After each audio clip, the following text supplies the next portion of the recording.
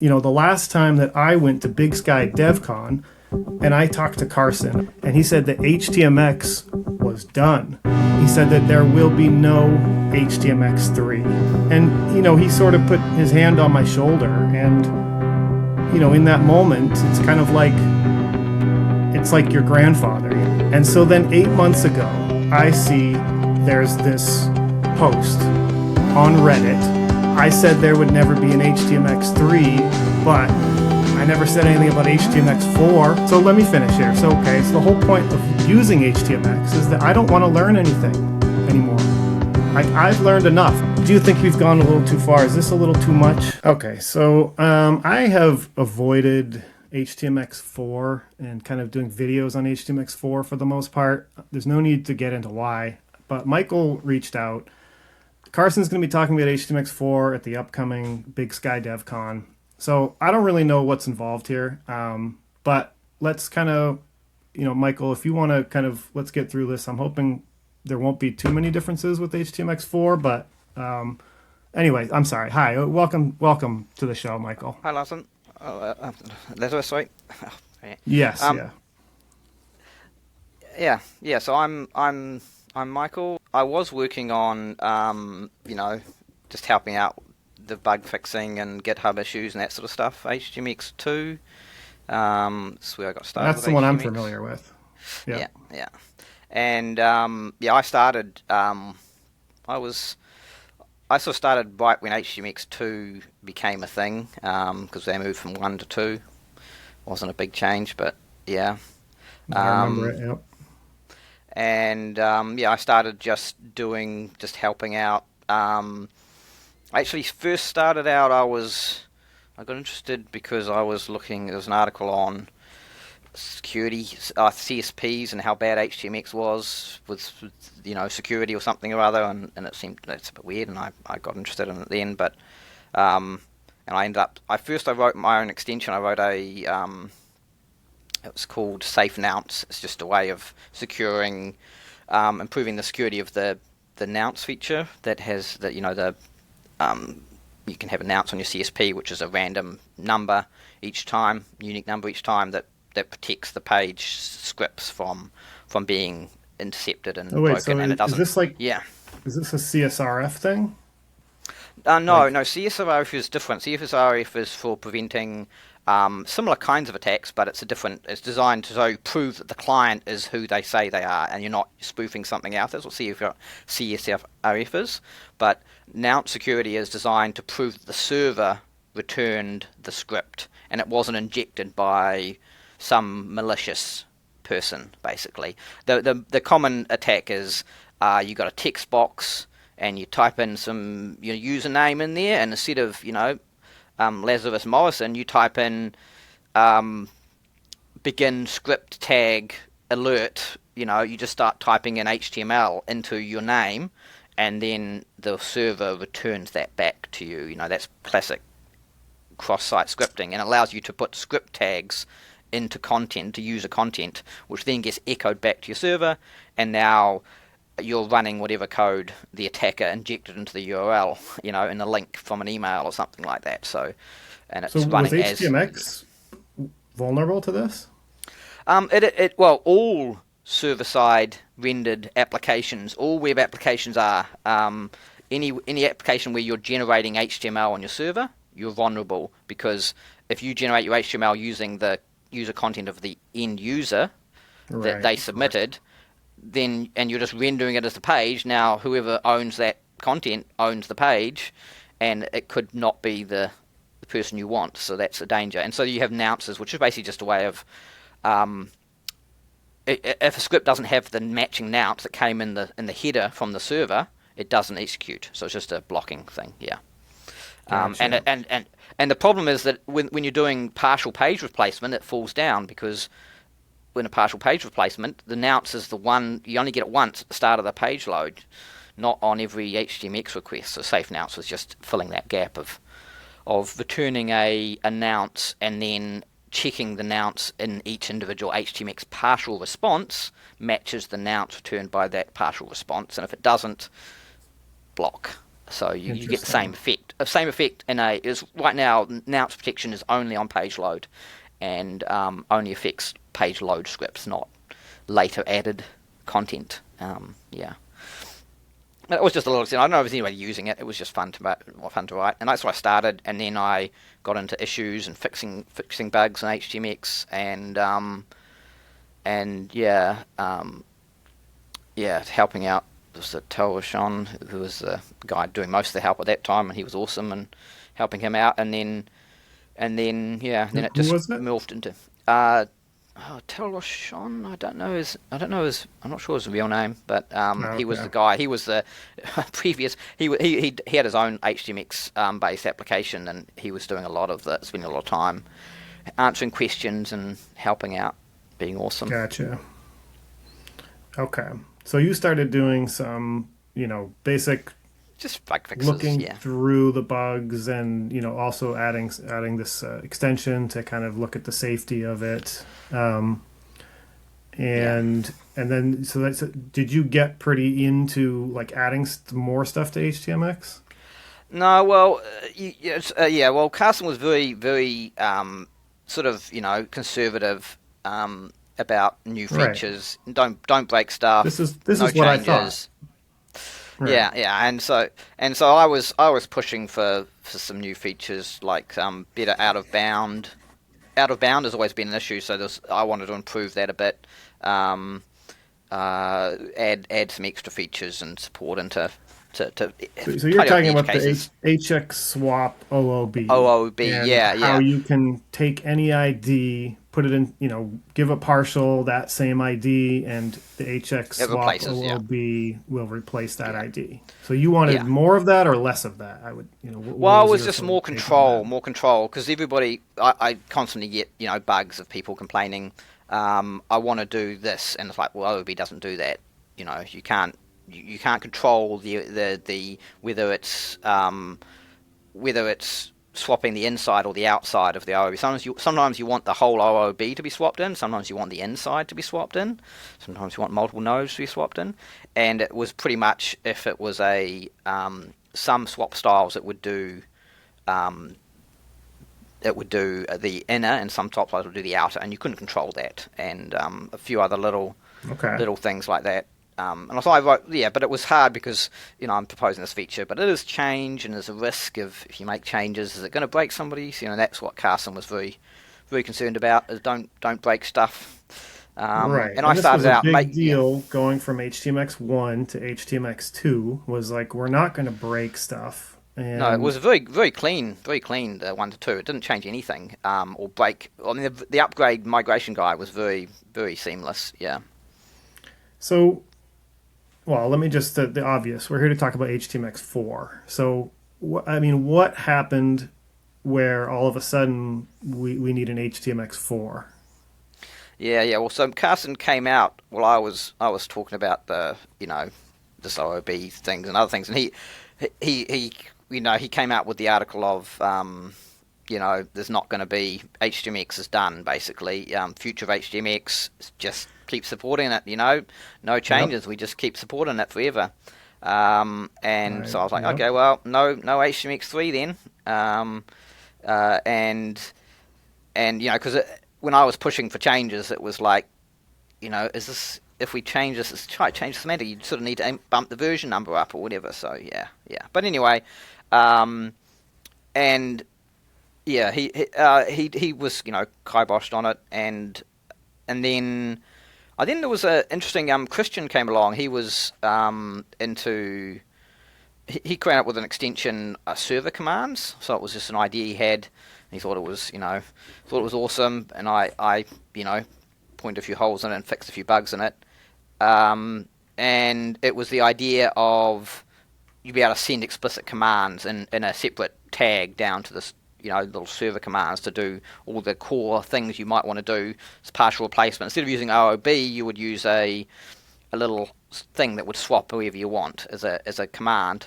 Wait, okay. And, what just the specifics of that? So the way that I would do it now is, there would be some sort of request to the server, and I would send back a partial, and in that partial there would be an ID which matched something that's already on the page, and that would have hx-swap OOB, and so it would know to take that ID. So how does the server commands work? What's the very specifically, what's the difference there? Yeah, well, the server commands was pretty much, instead of you start bracket div hx-swap OOB and then the ID, party, and then it finds the party ID and swaps a new party in, whatever it is.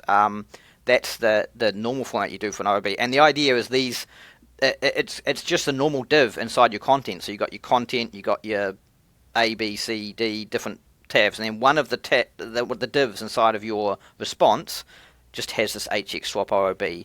And so there's no way someone reading that to know which divs are going to be swapped out of B and which ones aren't. You just got to know, it's got this extra attribute on it, and that makes that single element in the response different. And it takes that element, rips it out of the response, and swaps in the rest of the page. Swaps the rest of the page into the main, and the little div gets swapped in to the other thing. So there's no real distinction between the normal divs and the OOB divs. They're just all the same in your response. Well, with server commands, the idea was you would have a separate, kind of like a custom element. So instead of being a div, it would be the server command tag name, and then the attributes on that would just be the control, the target, the swap style, etc., and control actions, and then you'd close the tag, and the content of that command div would be whatever you want to action onto the page. So it's actually server dash command is the name of the element, or the name of the tag. Yeah, I can't remember. He went around on different names of the tag, but it was designed to have its own unique tag name. So you're basically inventing your own tag, basically, and then saying this is different. This is not part of the HTML. This is a command. I want to tell my HTMX backend or front end what to do with this content. This is not normal content. This is special content. And do you still do an ID, and the ID still matches in the same way? You can do an ID, but the idea is you don't have to just do ID, and you can do this OOB as well. You can do a CSS selector or whatever, as your target, so you can choose what you want to replace, and you don't have to worry about does this item get swapped in. You only care about the content of that tag gets swapped in. And so if you want to use inner HTML or outer HTML, you just control the inner contents, and that's the secret. That was the sort of neater thing than what we have with OOB, where there's always this question in your head: is it going to swap the contents, or is it going to swap the outer thing? Yeah. Right. Okay. All right. So server commands. So that's sort of the main thing with HTMX4, or is there's more items? No, server command wasn't actually part of HTMX4. This was nothing to do with HTMX4. It was just. This is pre-HTMX4. Yeah, this is pre. This is before. Yeah, he came along and he was trying to sell this, and he was trying to make an extension on his own, and then it went by a few months, and he sort of, I don't know, he didn't really finish it off 100%, but then suddenly out of the blue, Carson and Christian just suddenly decided that they wanted, Carson just said, I want to start doing HTMX4 out of the blue, and he wants to do the next version. He didn't say 4 at that time, it was just the next version, a new version, and then we joked about the fact that, I joked with him, you said you weren't going to do 3. You already said you weren't, and now what's that? And then he's like, I just never said 4. Never said 4. And, that's where that joke came from. I think I remember that joke. So we skipped 3, and we went to 4, Okay, so what goes into 4? What's the actual... Well, the biggest thing was... what's it called? The fetch. Yeah, that was, and you might have heard there was a fetching article he wrote, I think. But anyway, I didn't want to read it. the idea was right now HTMX2 uses XHR, and everything is tied around that. And there was some stuff you can do in XHR you can't do in fetch, and so the big thing in htmx4 is you've got fetch, which is the new native browser primitive. He started out, Carson was trying Fixie. I think he did a article with some other person about Fixie, I think, in an interview. No, I remember Fixie, yep. And then there was the idea was Fixie was it was simple. It was just Fixie uses fetch, and it was just very simple, very tiny, and that's where Carson learnt how fetch worked better and the async nature of it, which is very different from the non-async version of htmx2, and so then he's like, well, this is quite a good idea, maybe do, and then so he just offered to he wanted to try redoing it properly with fetch. So what does fetch give you versus XHR? Is there any it's async. So XHR could still sort of do async, but it's all putting you've got to do it was invented before async was a major primitive and used a lot. So the fetch allows you to just go await a fetch, and then it will just returns once it finishes, it completes the fetch. And with XHR you had to start little timers and stuff, but it was callback based. You create a whole lot of callbacks for on progress, on error, on response kind of stuff, and you have to then. So fetch is actually sort of more direct, more linear. You can just kind of hold the code until this finishes. Yeah, but it all requires that all of your calls have async, and you might have seen JavaScript functions. You've got an async in front of it, and you say it's an async function. It's going to return a promise instead of returning actual useful stuff. It just returns a promise, and then the promise you have to resolve the promise and that's what that async does. So it's a different paradigm, and they're not compatible. You can't mix you pick one. You can't do both. You lose some things. You lose some polling stuff with fetch, but the modern fetch is the modern way that everybody's moved to. So HTMX was on XHR. I mean, HTMX2 is bloody reliable, bloody just works, and well, this is what I'm. Yeah, so this is why I'm trying to figure out. Okay, so HTMX2, I'm not sure what the changes needed are to that, because that it feels like a completed project. It was sort of talked about as a completed project. So okay, we have fetch. So the underlying structure of how calls were made back and forth to the server was sort of ripped out, changed into the fetch async. Yeah, and it makes a lot of changes. Like you think of all of the extensions, all of your event listeners. You might have had to create an event lister to do anything advanced in HTMX, and you've got everything in HTMX2 is very event driven. Everything is an event, and you can then just tap in, hx-ons on an event, or you can use an event listener, and they have some object off there like detail, etc. Some detail of the event, which you can then use those variables in that detail to do confirm a message or change the response data, do all sorts of actions. But the problem is they're all based on XHR commands. So if we're going to move to fetch, it just all falls apart because you can't have backwards compatibility with those events. So we can get backwards compatibility with the attributes, which is the core of HTMX, but we can't do those events. So that basically means if you're going to make a change to fetch, it's got to be major version. It's got to be breaking change. You've got to accept that change, unfortunately. And so that's the big change. The other biggest change in HTMX4 outside of this, that is the inheritance. So you might have heard of HTMX inheritance. You probably use it in the page without thinking about it in HTMX2, where you just have you just specify most of the attributes. You just specify them on a parent, and then all of the the divs inside and the buttons and stuff all get the same properties just automatically. You don't have to specify each button needing an HX target. You only need it on the parent div, right? Yeah. So most items, work like this. A few of them, don't follow the inheritance, Yeah, but I yeah, would say very sort of, for the most part, 80%. Yeah, yeah, pretty clear which ones make sense to have inheritance yeah, and which ones and which don't. I ones think don't. there were Yeah, some but decisions made. there was always one of the biggest problems is everybody goes, they get bug reports, and this is not working properly, and it's like you have an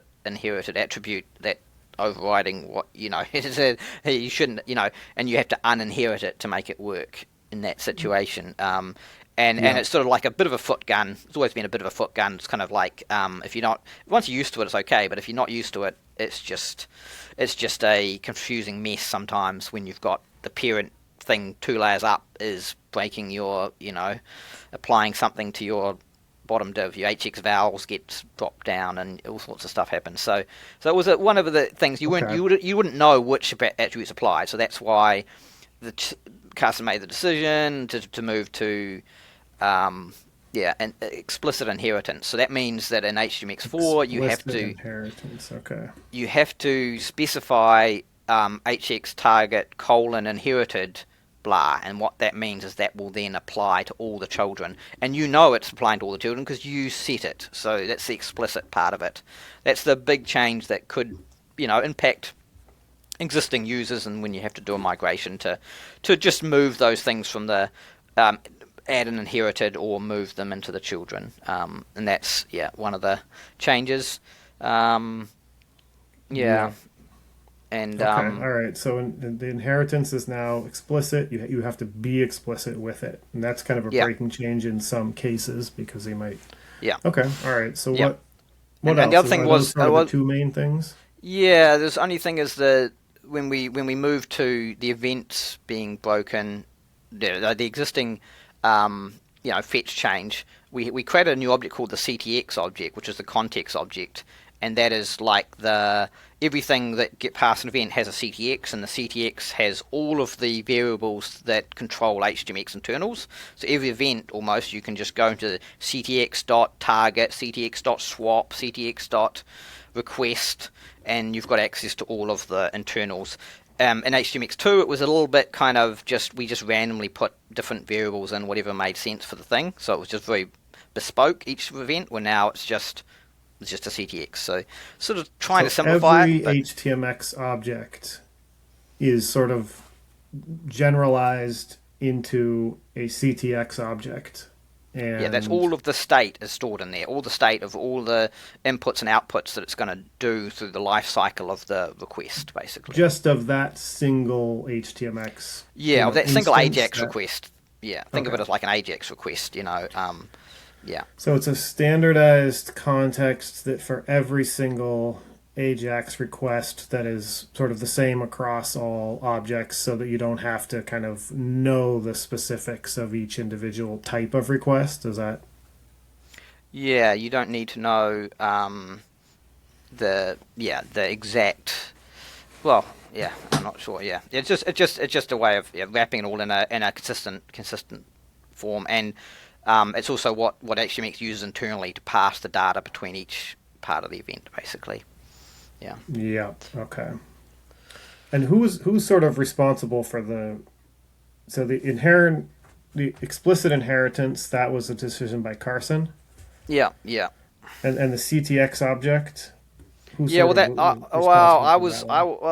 I was probably mostly involved in like working out the structure of that, and just by doing the implementation side of it, and customizing it and rearranging it as we went through the iterations. Okay. Carson was sort of doing a lot of the planning, and I was doing a lot of the swap infrastructure and core stuff like that. How it does swapping. Yeah.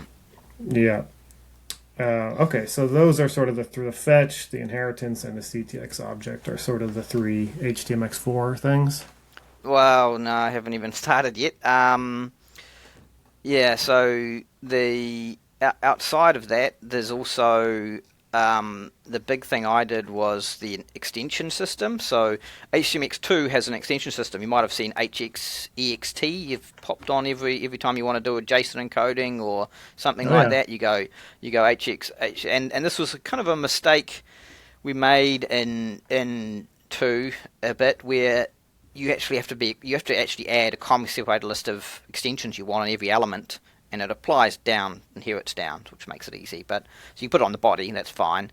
But it means you've got to add it explicitly. So every time you want to enable extension, you've got to install the extension inside your as a JS script, and then you've got to go and enable it on the body or on the element, and that scopes where it applies. But it means every time you call an extension, and extensions get called hundreds and hundreds of times every request. Because every event that it fires internally calls an extension, and then every extension has an on event, and it takes all the events. So every time it calls it, it has to walk all the way up the tree to scan every single parent element to find which extensions apply. Build a list of extensions, and it does this loop 150 times in every request, and it's like, what? But anyway, and it's a bit annoying, but computers are so fast you wouldn't notice, right? So instead I designed a bit different extension system in the HTMX4. The idea was, instead of having this extension, you just make extensions all global, and if they need to only target a single element, then that extension should have its own custom attribute to activate it, and that's the way most extensions worked anyway, where you actually either apply them globally. You just say, like the preload extension, you just apply it. Now everything's preloaded, and you just tag on the elements which ones you want to activate the preload on. So it takes away a lot of the ceremony of having to activate your extensions. You just install them, and they just work pretty much. And the biggest change was the way that they registered. Instead of registering them, there used to be like 7 or so hard-coded functions, and that was it. You got an on event, handle response, etc., handle swap. They were just set events they had that we supported.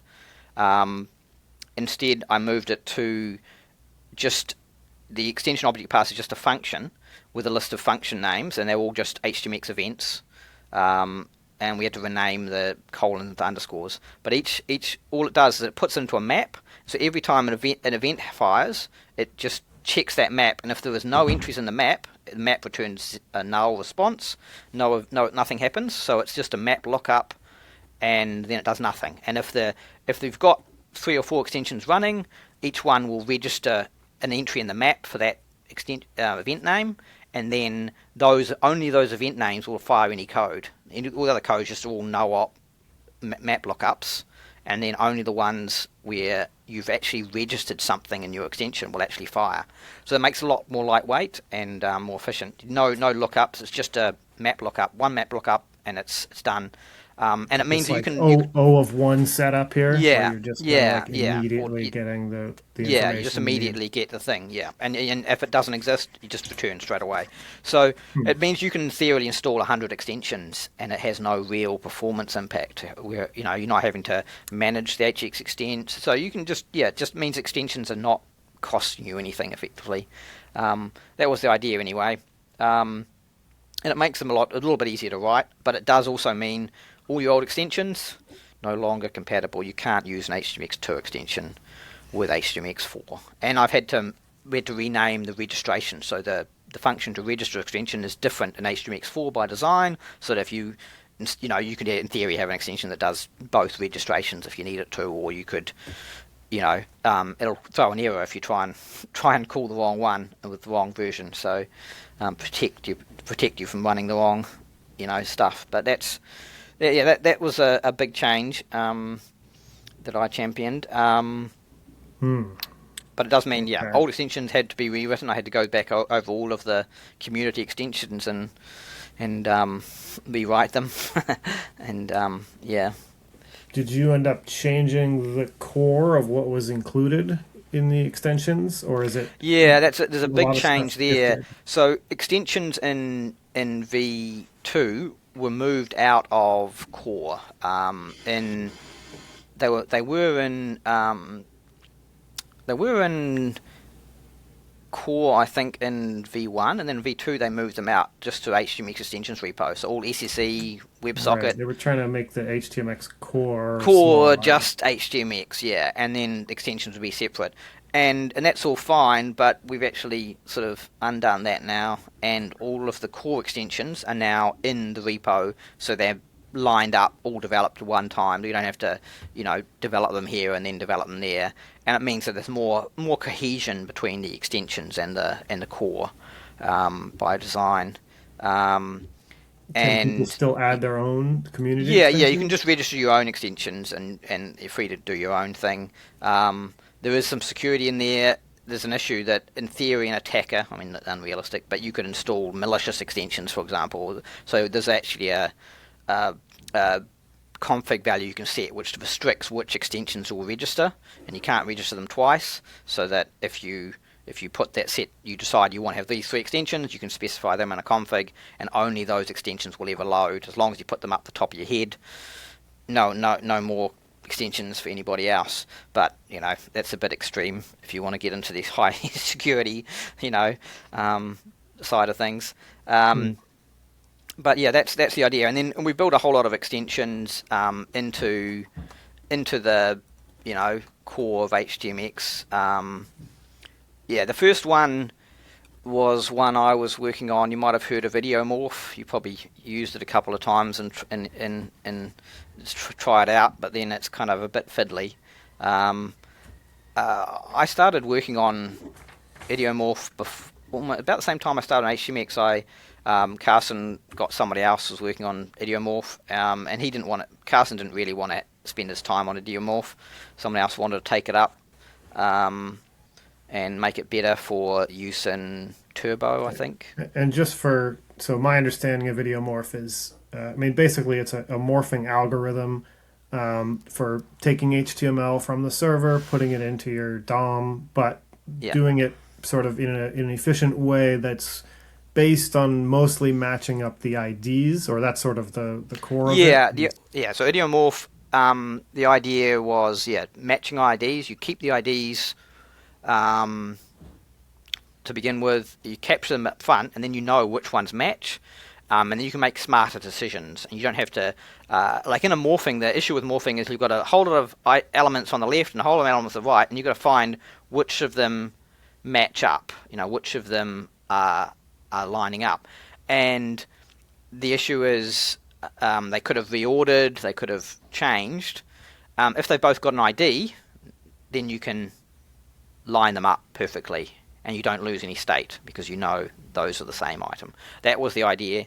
And if you already know this item's got an ID and it's in the upcoming other side, it also has the same ID, you've found out that they're both there, you can make a decision saying, I need to keep this, don't throw this away, and then you matched up better. So it's just that was the idea, and the idea was to keep your video playing and all that kind of thing. But there was always this contention that HidioMorph was designed as a generic. It was used by Turbo. It wasn't really HTMX specific, and it didn't plug into HTMX very well. It was an extension. You couldn't do hx-swap properly on it because there was no way to pass the name of the swap styles for HidioMorph into an OOB swap properly. You could only they used a colon inside the name of the swap style, and the colon means something in hx-swap. It means split this into a selector, or something like that. It already uses the colon, so we've got this. It just doesn't work, and so it was a bit of a pain. And HidioMorph is always one of those things. Only few people. You only ever, if you had struck a problem where you couldn't swap. When you're doing your swapping, you're losing state. It's breaking your page. The suggestion was now go and use HidioMorph. So you have to, stop what you're doing, install the HidioMorph, figure out how it works, all its quirks, and then get it to work. And then that solves your swapping without losing content. The real benefit of morphing is you can just swap the whole page, and then only the bits that actually change. So you can just send the whole thing back from the server. Only this changed. You don't have to worry about OOBs of, with an OOB brain, you'd be going, I'll target this bit, and I'll target this bit, and I'll swap up here. But if you're doing it with a morphing, you can just say, I've got a server template with all the things, and I just would render it out and send it and swap the whole thing. And if the user drags the thing up and down, it just naturally morphs and switches it in the morph, and only the bits that actually change get impacted. All the other stable nodes just remain as they get skipped, basically. And that's so this sounds like what Datastar does. Is that? Yes, yes. So Datastar just took idiomorph directly. They just imported it as a third-party library, and they just vended it in. Didn't change anything. It was all good. And the guys at Datastar didn't really want to touch it. It was its own works. And they thought it was great because they used it extensively, and that's the core of how the Datastar, that I think morphing swap they've does. since updated it and built their own. Yes, and stuff like that. yeah. Well, yeah. So what actually happened was I was working on idiomorph, and I got a bit frustrated in how it worked with HTMX, or didn't work with HTMX very well. So I actually created my own little fork as a little fun. I created a thing called hx-morph, which was just like I just took all the things out of idiomorph that didn't make sense in HTMX because it's got a lot of stuff that's generic. Just stripped it all out and just make a pure, simple. This is HTMX's morph, and I was just trying it out. And then I talked to is it Gillian? Who's the main guy? And Delaney, whatever. Main Datastar guy, and I showed him hx-morph. He quite liked it, and after showing him that, 2 days later, he had rewritten it into a Datastar version. So he got someone to run some AIs over it and strip it down, because once he'd seen how simple you could make idiomorph and customize it for an application, light bulb went off in his head, and he went, this is awesome, and he rewrote it into a version that worked really well for Datastar, and more efficient and better ID lookups, and I'd made some performance improvements in my hx-morph to make it so it matches nodes smarter and better, and then he took that in and he improved it himself. And then I've done a little bit of work for Datastar, just helping them out with the morph and advising them and pointing out bugs in it that I found, which I found in my version, So I've been sort of helping out where I can there. Okay, so now, because idiomorph originally, Carson said it was sort of too big to go into. It was trying to keep the HTMX core smaller, but hcx-morph is this? Is it still large? Is it?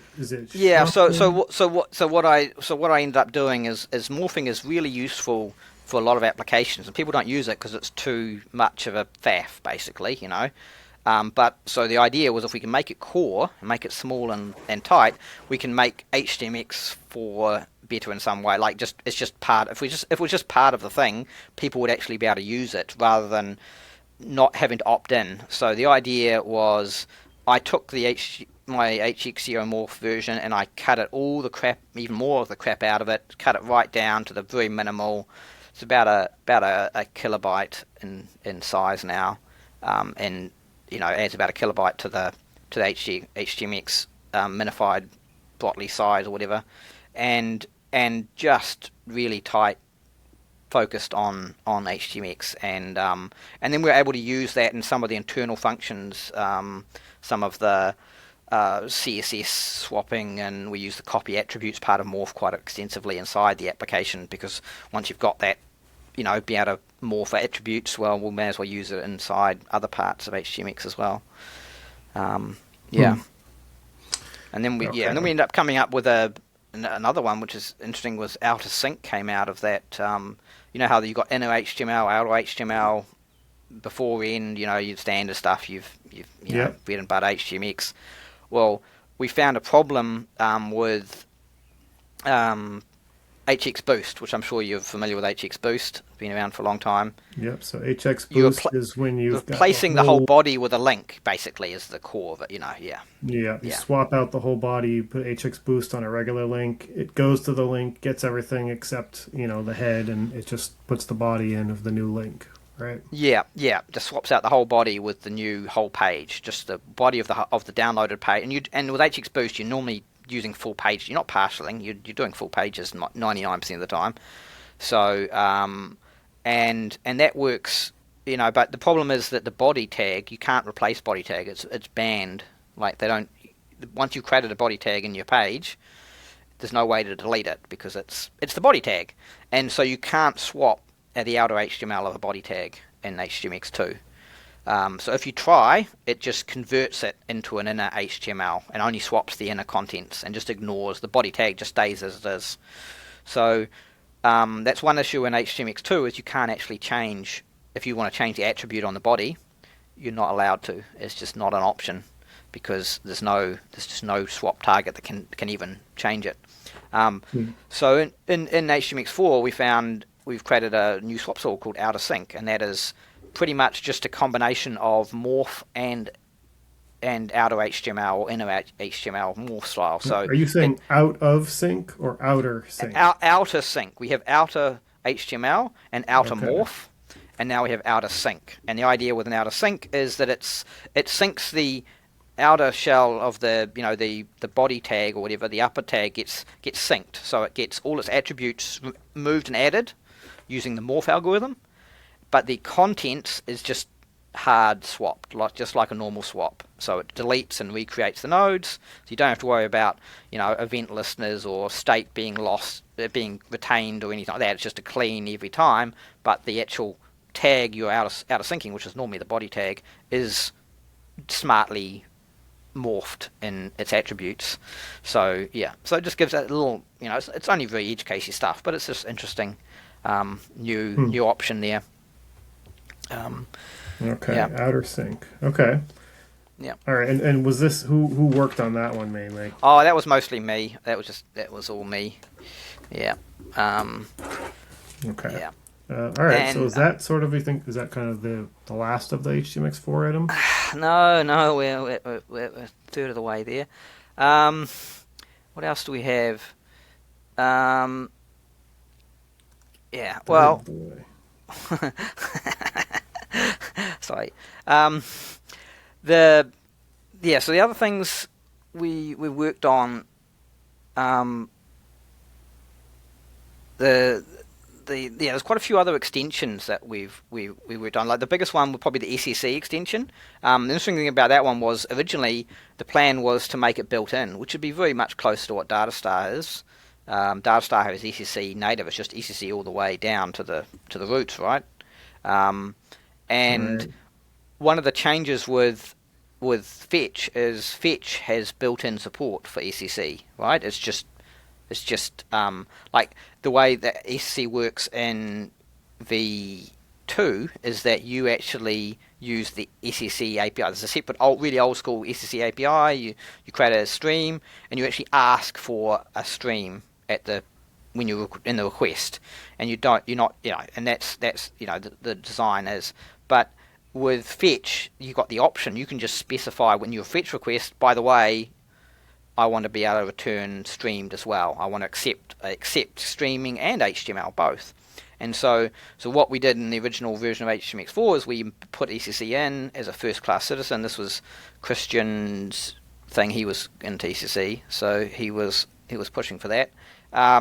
And the idea, we put it in, and it means you can still do the same thing you did before, though the semantics have changed a little bit the way you do SSE, but the difference is you can just add the accept header SSE, and you can actually take all your normal hx gets you've just done for years and years, your normal ones, and you can just, on the server, if you return streaming as your response type, then it just turns it into SSE. So your server can decide after the fact, based on the request, I've got a bit more to say. I've got more than just one thing to respond.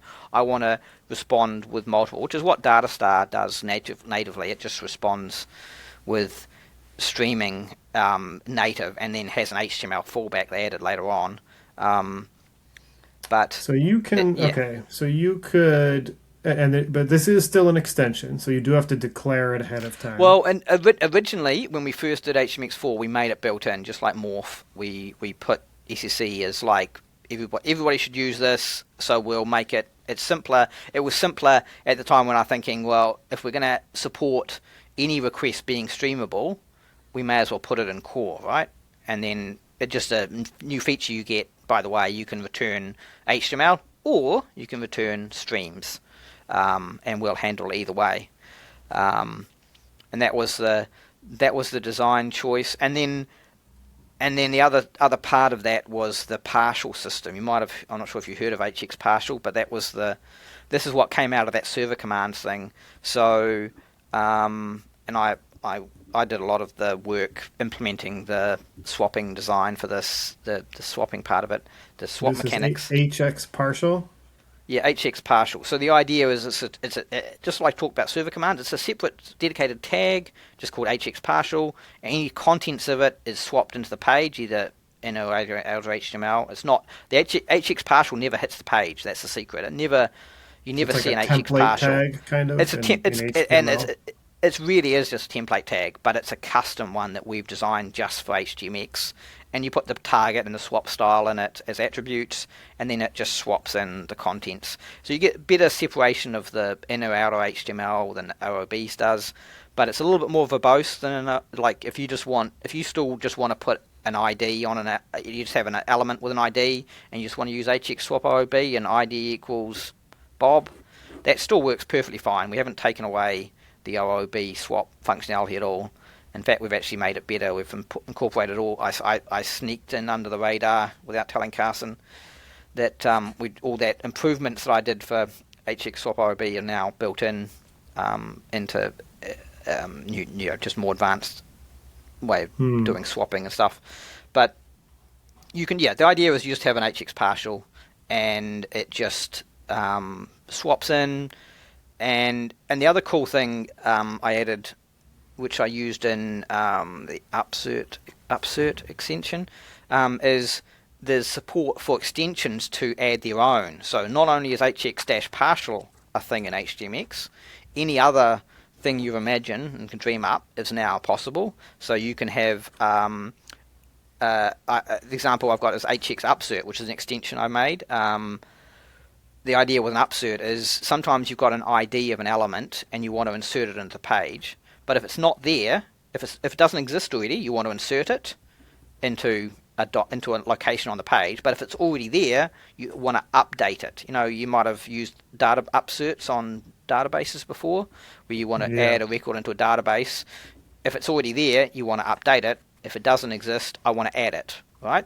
And so doing the same thing with HTML, where you specify a target. I want to put this thing here at the end of this div. But if it's already on the page, don't put it at the end of the div. Put it where it is right now. So replace the existing item, which is really useful. You think of like a chatbot, the classic chatbot. You've got a response message like a hello, or like you type hello and you push enter and it pops up a little box of you, saying hello.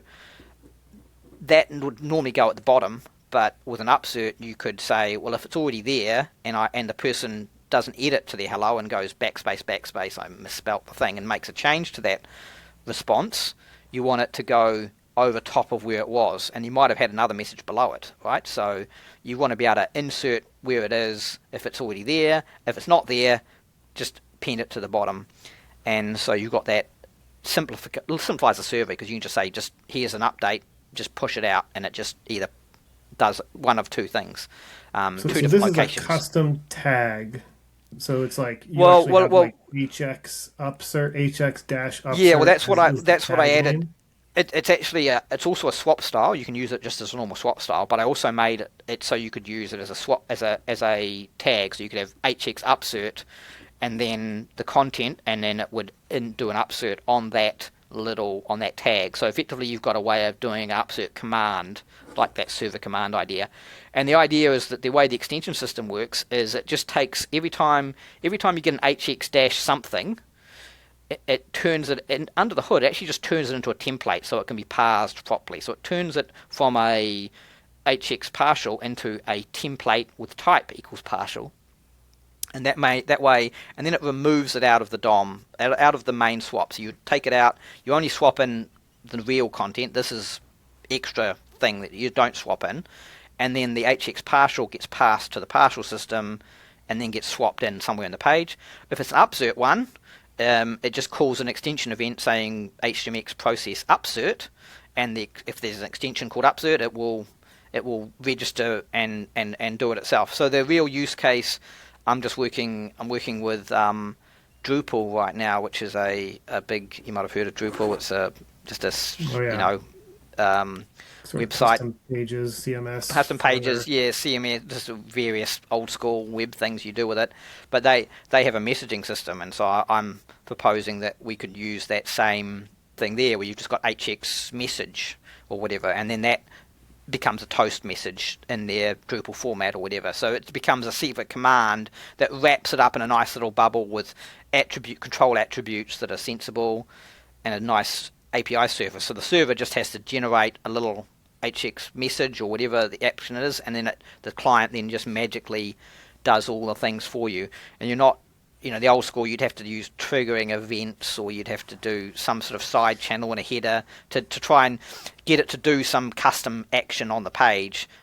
Or you have to do a OOB swap, and you've got to target the element directly and know everything about the page. Whereas if you do it in a controlled way, it simplifies the, in your head how you're doing the server sent and the client sent actions. So you have like you still have to have a target, like some sort of placeholder on the page where you know that this is going to go for the first time? For the upsert, yes, the upsert is designed so you would have a div, like maybe it's you'd have an ID on your place where you want to put stuff, and you would upsert into the bottom part of that, like before the end of that, blob, whatever. Maybe it's the text chat window as the ID, and you just say, I want to insert at the bottom of the chat window, and then you just upsert there. But if the ID already exists, like 5 messages up, that ID already exists, it'll say, wait, I can't insert here, I'll go up here. That's the core of it. It's a pretty simple idea, but and I added a whole lot of stuff. You can also do ordered inserts, so you could insert things with a custom key in an ordered way, so you can actually upsert, and instead of putting it at the bottom, it will put it at the point in the list that matches the sort you've specified. So for example, you could have date log data or something like that. You can insert in it or whatever. That's pretty advanced. I don't think anyone's going to be using that much, but sort of a convenience if you've got an ordered list that you're updating. Yeah. The main idea. Okay. Yeah. And that was one of yours also. Yeah. And so that's and also I was talking about it's interesting that Drupal has been interesting. With Drupal have adopted htmx2 already in their latest version, because they have Drupal has an API, existing API for an Ajax API. There's their own custom one, and it's getting old in the tooth, and it's been around for a long time. And they wanted something more simple and reliable and supported. They don't have to do it themselves, so that's why they've picked HTMX as their. So they already core. It's like the main Drupal product is now using HTMX as kind of a dependency. As its API, yes, it's dependency. So the API to do the the little client side glitter, is using HTMX as I've never heard that. Yeah, as the method. And so me and Carsten have been working with the Drupal team to help them out, and they're now looking to adopt HTMX4 as well. So we've been helping get their HTMX4 stuff. Are they upset at all about the HTMX2 to HTMX4 changes? Yeah, well, there was. No, they're mostly positive. They've only just started. Luckily for them, unlike you that have already got all this old apps that you have to support and already know all the stuff in HTMX2. Luckily they're kind of in the more newer, so they're not probably as pissed off as you about all the stuff being changed. But they've only just started on HTMX, and so it's not as big a change for them. But yeah. Okay, so all right, so we have the upsert, the ordered insert.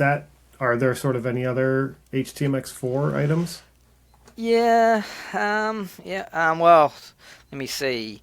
The other big one was Alpine. You might have used Alpine a bit. You used Caleb Porzio's minified Yep. JS Yeah, front yeah, end kind of solution. yeah. Have you used it much yourself? You played with it at all, or just little Yeah, I tiny come bits of from it? the Laravel Livewire kind of Yeah, I environment, guess so they have used their own Alpine quite a solution. bit. Oh, yeah, Right. usually okay.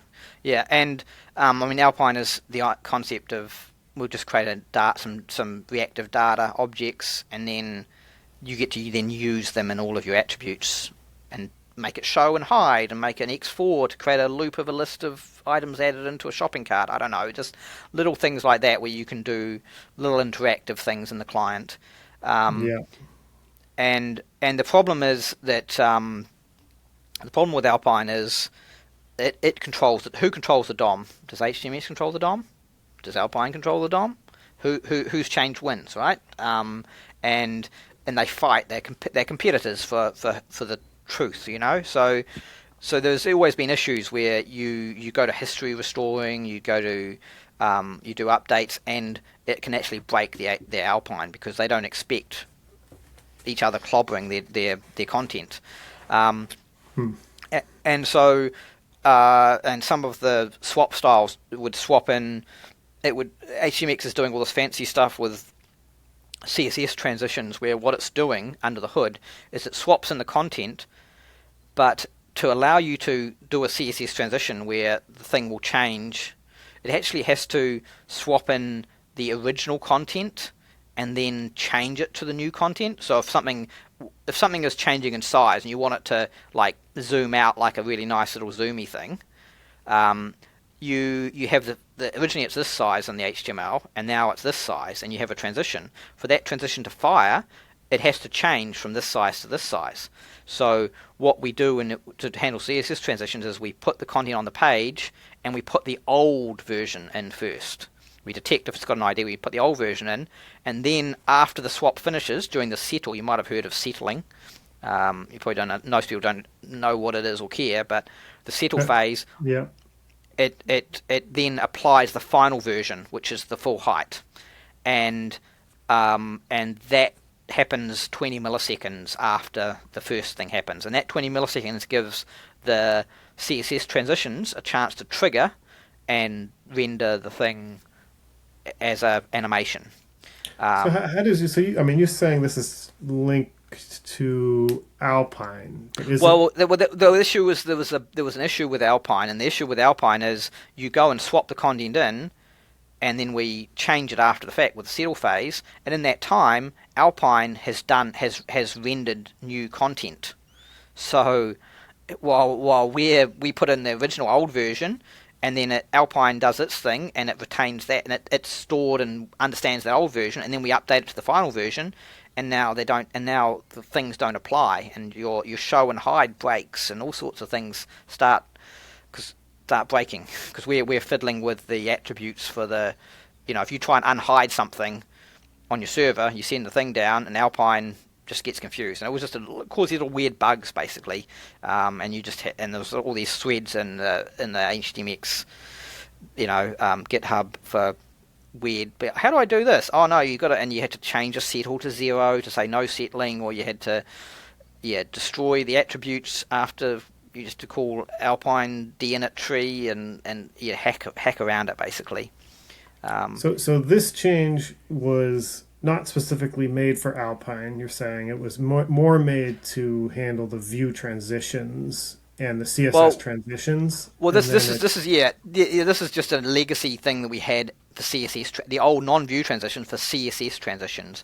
We have the old school ones, which were still pretty useful and powerful these days. Those ones needed that settle phase. And for Alpine, there was this breakagey things, and we never really solved it. And then, so what we did in this time is we've now got an Alpine extension. It's a what's it called? It's just it's a Alpine compat extension, and all it does is every time you swap in with Alpine, it will it will pause Alpine's processing during HTMX's processing. So we actually explicitly now call Alpine calls if you've got the extension loaded, and it just seamlessly says, Alpine, stop what you're doing, let me finish what I'm doing, now you can go, and you resume. So that little pause and that resume means that Alpine doesn't get confused. The other change is with Alpine is the history. That's the other big change. I haven't talked breaking change, unfortunately for all those users of HTMX2, is one of the other things caused by Alpine and other things of that like is they have history caching. You might have seen it. You go back and forwards, and HTMX replicates the back-forward cache that's built into browsers. Yeah. It has to, because when you're doing partial page replacements, you're in control of the page, and suddenly the browser's built-in back-forward cache just doesn't work anymore. It only works for full page loads, right? Hard loads. And HTMX is basically, just like to recap from my own understanding, is it keeps snapshots along the way and kind of overrides your back button, a full page everything snapshot. And when you use the back button, it's not actually doing the browser's built-in back thing. HTMX is taking that, it has its list of snapshots, maybe it's using a built-in history thing, but it replaces those. Is that how it used to work? It's putting it in local storage basically, or session storage. It's just taking the content of your page every time you do an action that's changing the URL. If you're changing the URL, you're moving to a new page, even though it's only a partial page replacement. It snapshots the whole DOM and stores it away in local storage. And then when you push the back button, it looks at the URL, does a URL lookup, finds that URL in the cache, and just dumps the old HTML back over top. But if you're using Alpine or anything else using JavaScript libraries, client-side libraries, you mutated the DOM. So the value of the DOM that we captured is no longer useful because you apply it again, and now you've applied it, but Alpine doesn't know about it. So now you've applied Alpine's resulted HTML and not the original HTML that Alpine used to generate it. So all of your additive changes from Alpine are now out of sync with the Alpine state. And it's just confusing. And so you had to work around it. You had to do manual events to break or just disable history, or you had to fiddle around. So the big change that Carson made for HTMX4 was to just turn off history, just turn it off. So right now HTMX4 ships with no history. So every single history action is a full page load, which could cause some issues for people that if they're expecting it to just magically keep their state perfectly on a back button and not reload the page. But the decision that Carson made was that it would be more reliable if you just do a refresh, and it avoids all the gotchas. It does mean you lose some state, but it avoids the gotchas. So it's sort of a safer default, effectively.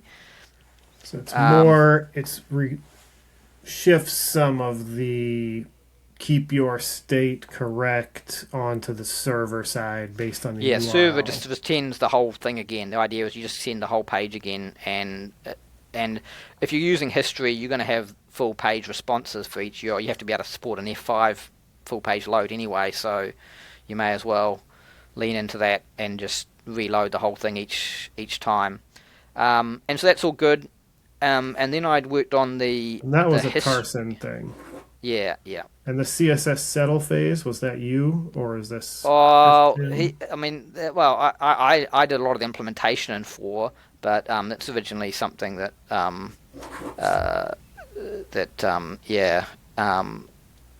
Carson worked on the original CSS version. He was more the expert on that. And Alpine JS? Oh, that was mostly me. The Alpine was me. I was working on that, and I found some bugs in Alpine and lodged a fix up in upstream Alpine to fix it, which is good. And they merged that one.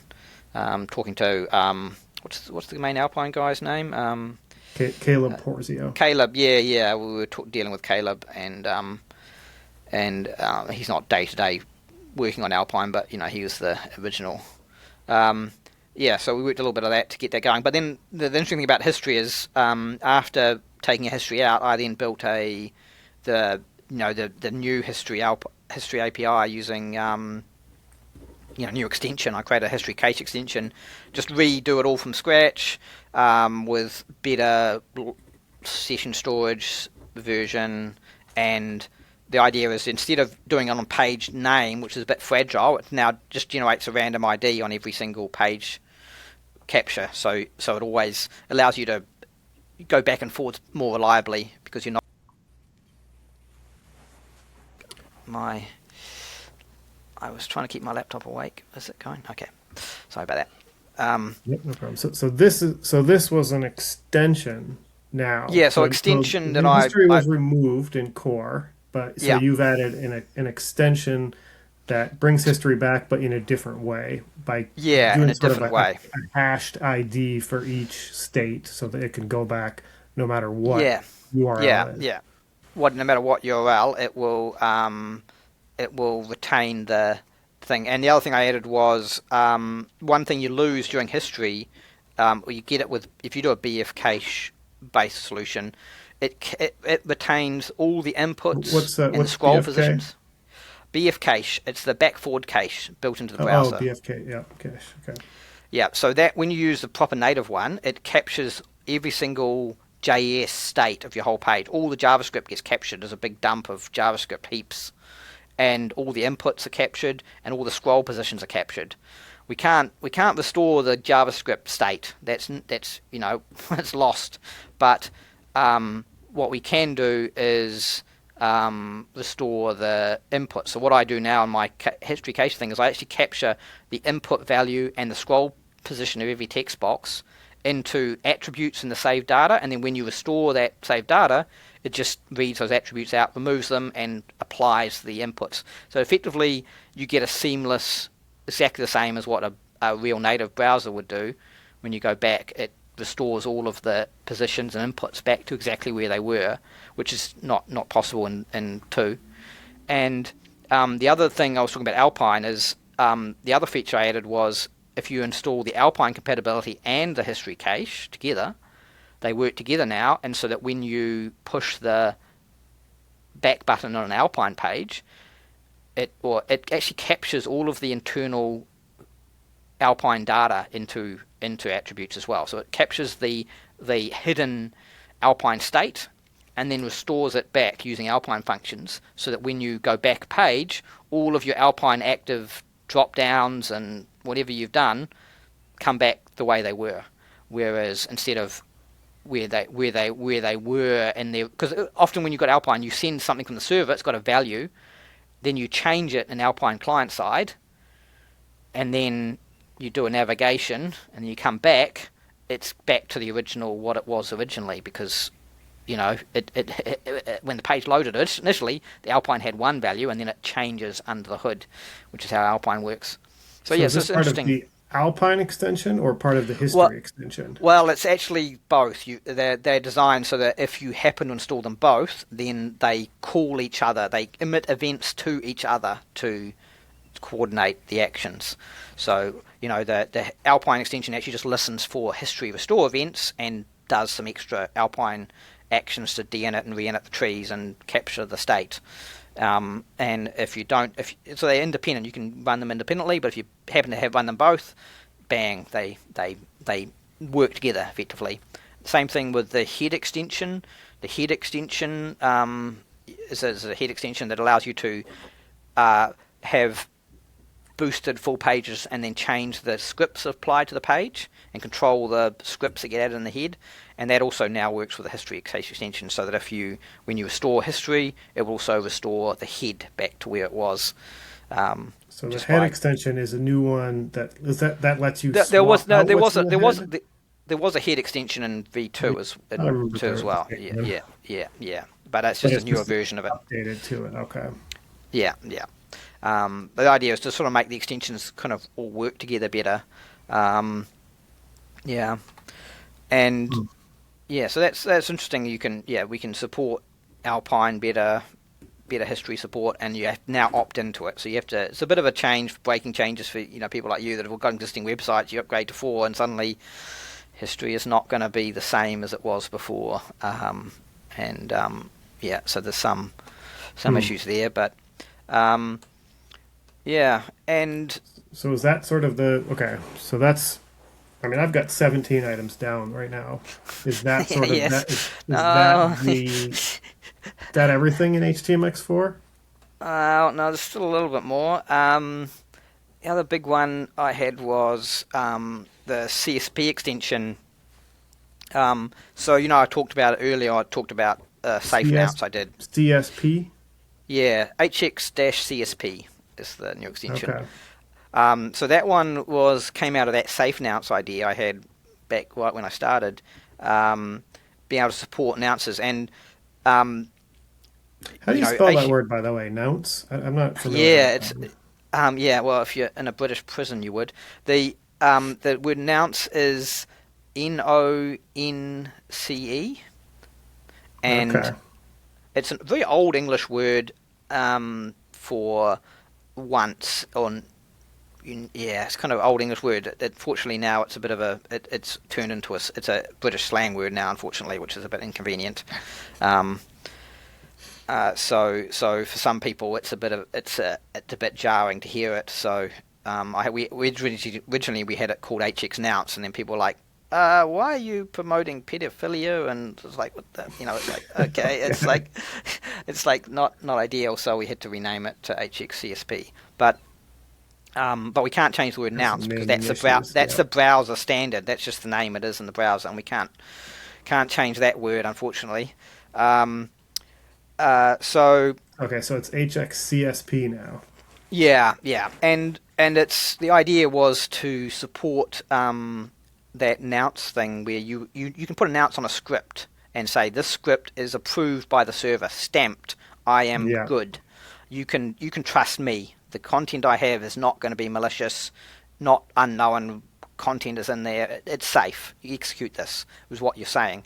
And the idea with a nounce is it's a unique number that no one can know what it is. Like in the server header, it comes back in the header, and so someone injecting bad content in your page can't know what it was ahead of time because it only ever gets generated on the server response, and they have to line up. If they don't line up, you're no good. So you can't know what the value is going to be before you render the page, and so that's the protection it provides. But this all falls down with partial page placement. You can't do nounces anymore because it doesn't make sense because it's only server response. So the idea with the CSP extension is to extend the protection to hx attributes. So hx attributes are just as dangerous as a script tag. You can do anything with an hx, as you're well aware. You can do anything you want with an hx attribute. You can download new content. You can swap. You can do quite powerful things, right?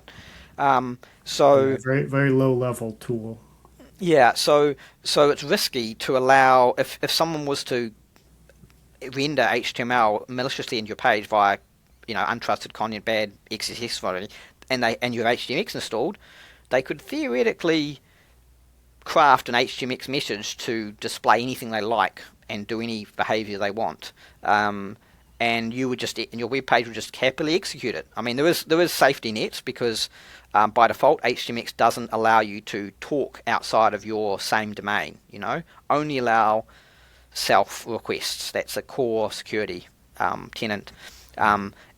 Some people go, but I want to get my data from this other API over there. And well, why the hell are you doing that? You should be going back to your server. Your server should be doing a JSON API off to some weather site to get the weather information, and then returning the HTML of the weather. You don't use your client to go off, grab. That's the modern way that a lot of web apps now work. Is my server doesn't have to do anything. I'll just overload some weird poor third-party website on a JSON API, and then I'll waste a whole lot of CPU on the client to render it into the way I want, instead of just on your server grabbing the data, caching it in your local Redis cache, so you only have to fetch it once, and then just returning the HTML with the weather information, which is the sane way to do things.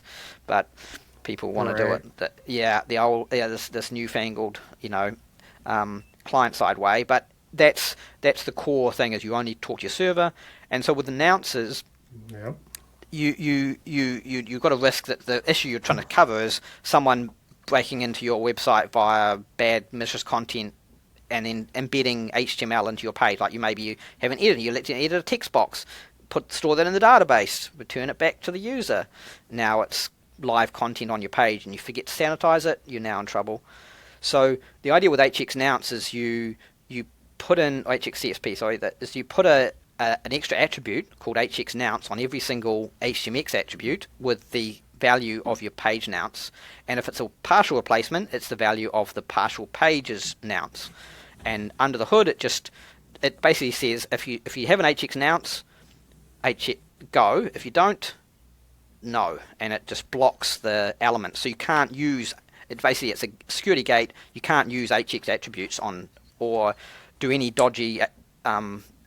Are you as the developer adding your own? Like, are you putting in? Yeah, tags, unfortunately, IDs? it's the developers. It's unfortunately we put it onto the developers' shoulders. They then have to manually.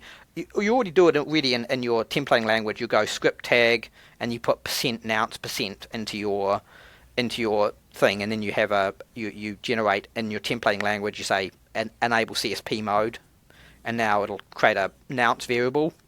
And you pop that in your page. But we're saying now, if you want to expand it to HTMX, you can do that, and now you can put it on each individual attribute. Each active attribute would need a hx-nonce, and if it doesn't have it, you get a CSP warning in your console, and it blocks that feature. So it gives kind of the opportunity if somebody wants to have kind of very tight control. How the attributes are being used. If they're in a very high security, like the security Nazis on your case, like, why have you enabled this feature? That's unsafe. We can make it safe. And the other feature that HTMX uses a lot, and this is one of the high risky things, is we use eval. You might have heard of unsafe eval. It's you probably hit it and wonder what the fuck is it blocking me stuff for. But basically, all the attributes in HTMX, well, only a very small subset of them. The hx-on.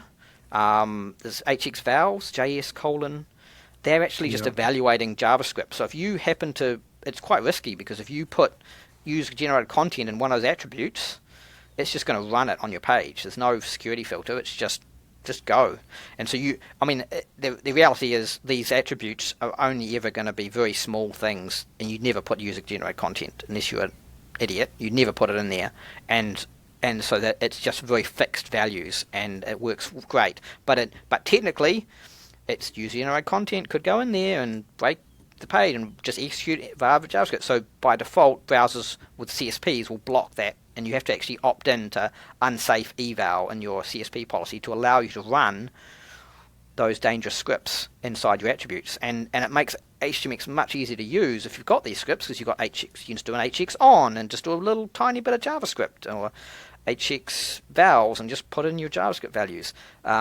So these conveniences come with security risks, and they mean you have to reduce your CSP policy to match, and then you get your scan from your pen test, and they go, what the hell are you doing? Not ideal.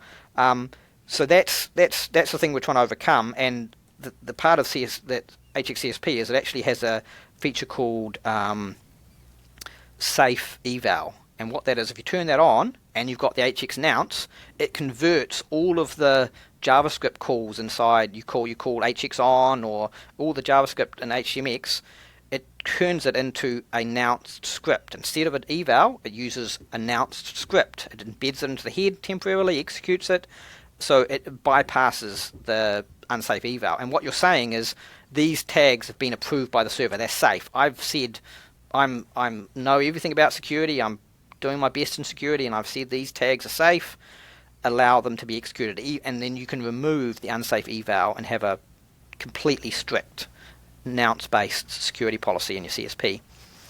And this is only like you said, like the situation where the developer has said, okay, there's an input box here. Whatever the user types in this input box, throw that into this hx attribute and run it. That would be unrealistic scenario, but yeah, it's. Now even that could be protected against if the. Well, no. This doesn't actually. It doesn't really protect you against, and that's one of the limitations of this. While it is getting a lot of protection, it doesn't tell you. All it says is that I want you to trust these attributes. And you can still I put see. bad stuff in them. Things up, you can still mess it up. You've stamped them an extra stamp saying like, I certified. But if these. you certify something with user-generated content in, then it's on you, unfortunately. And we can only go so far. So it's not perfect. But there's another feature that ties into this, which we've enabled. Have you ever heard of trusted types? It's not a very common feature. I don't think so. So it's a new feature that's now available in just become available in basically all the major browsers now. It was a bit slow to adopt, but it's pretty much covered, I think, most of them now. And trusted types is a way of saying, I don't want to allow, most of these client-side libraries, they do things like insert inner HTML, just set the value of the HTML inside your page. And that's dangerous because that could be user-generated content, right? So what the browsers have said is that this is all unsafe and we don't trust it. And so you can now implement a layer called trusted types. And the classic example is DOM Purify, which I'm sure you've probably heard of. Just a way of stripping all the attributes out of some text in the client side. And so the idea is you have a trusted type, and you create a trusted type policy, and you say, in your CSP, you say, I trust this trusted type policy called Bob. And now Bob is allowed to insert dangerous content into the page as long as it goes through Bob's security gate. And that means you can then block things like Alpine and HTMX from being able to add content to your page.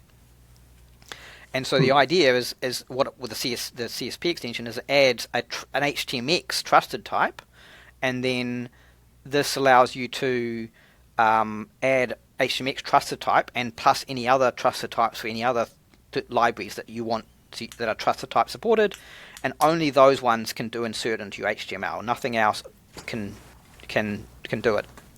So if you are in a situation where your security team, your infosec, etc., has a requirement, or your client has a requirement of the page where you have to pass this CSP thing and it's blocking HTMX, it's blocking Alpine, you can now register those as trusted types. And that's part of HTMX core, or is that part of the CSP It's only part extension? Of the CSP extension. So it's actually part of HTMX core. We now, to enable this feature, we've added trusted type support into HTMX core.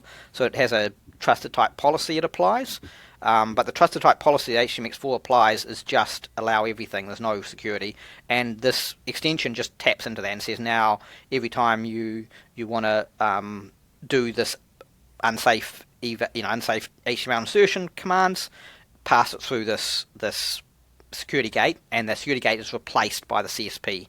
The built-in one just has a no op security gate, and if you install the CSP, or you can in theory install your own extension that does trusted types as well, but the idea is you would use this extension, and it just creates an extra gate so you can know that only HTMX can modify the unsafe content page. You can make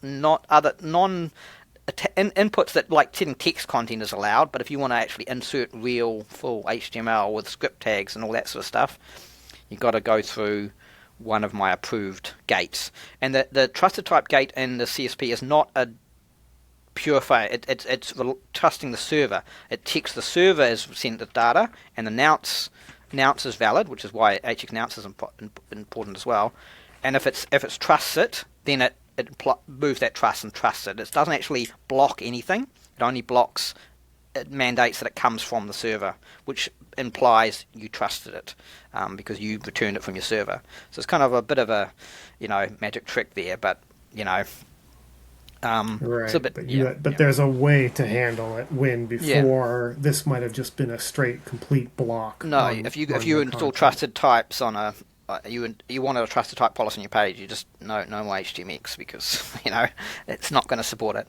But I mean, trusted types is a very opt-in feature. It's very new as well. So I think you might have added it to jQuery. Might have added it as well. I think I'm not sure.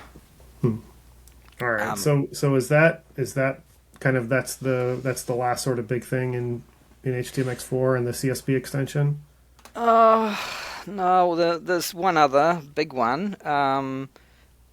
Is there much else? There's only some other little one. Oh, the other one that's interesting is HX Boost, Advanced HX Boost. So there's a guy, is it Scott Hartley or Simon Hartley, I think.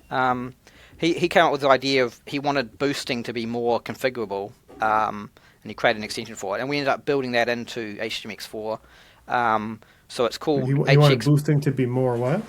Configurable. So the idea is with advanced hx boost is you can apply a policy to a whole main tag or the body or a div, and you can inherit that policy down, and you can control the hx select, hx swap style, and a couple of other things.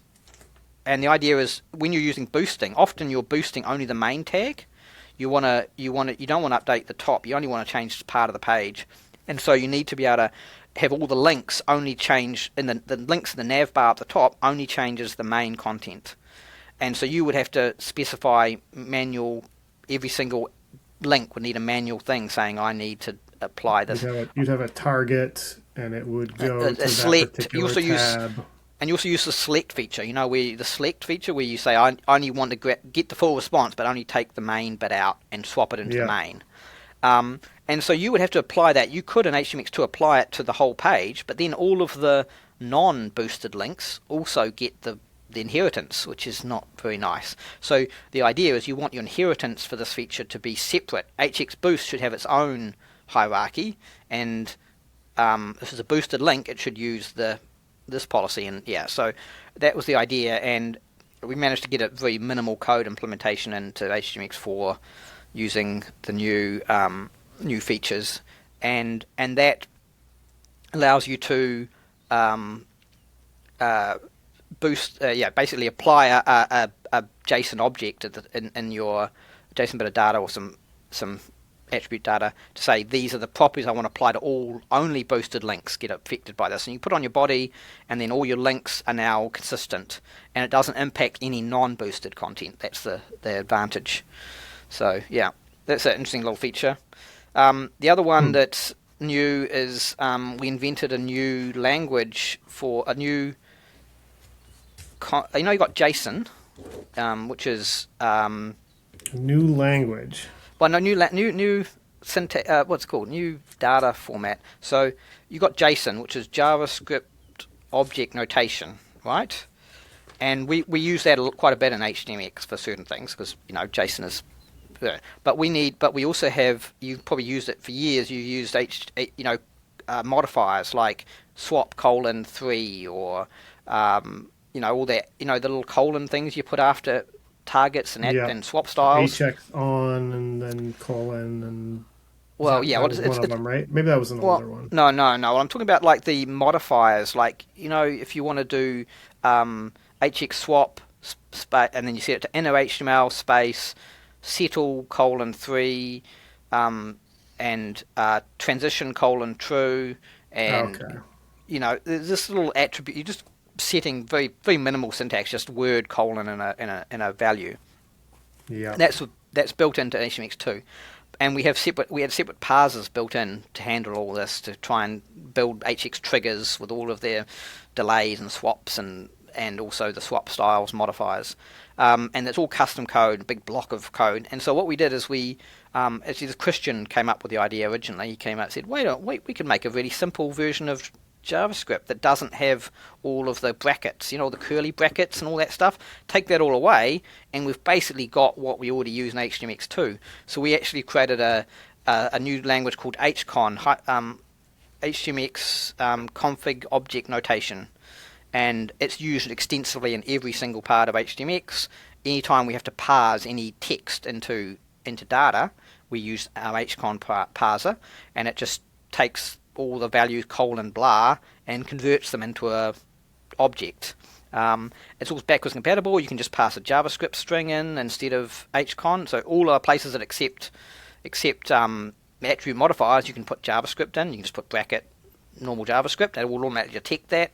convert it into and use that, or but all the places where you currently use JavaScript in HTMX2, like for example you might have seen the vowels or something. Yeah, hx vowels and the config. You probably had to set config in your meta tag in your header before. That's just like a JavaScript little blob of data you put into your header and say I want history enabled, and I want you just set your flags off and on, basically your config, and that's a JavaScript. But now it's hcon as well, so it can be JavaScript. It can also just be very short natural syntax of value : blah. So it reads really nice and easy to type, which is the concise format is really useful in attributes, because you don't want to put great big JavaScript quotes in there, all the quotes and all that crap. You just get rid of all that. hcon just uses straight words : value. And if you want to do levels deeper, you got to use a dot notation, a.b : blah. And if you don't, and it parses numbers, and it parses. If you just put a value with no colon, it just becomes true. So you can just go. A lot of the modifiers in HTMX are just a value : true. Well, if you just have the value, that's true automatically. It just works. You still have to go : false, like but putting the attribute in just by itself in some cases. Yeah. Just like how attributes work. What are they called? Binary Boolean attributes, I think called. Yeah, kind of like that. Right. And so we've now got this hcon browser, and it's used quite a lot throughout. It just simplifies the parsing.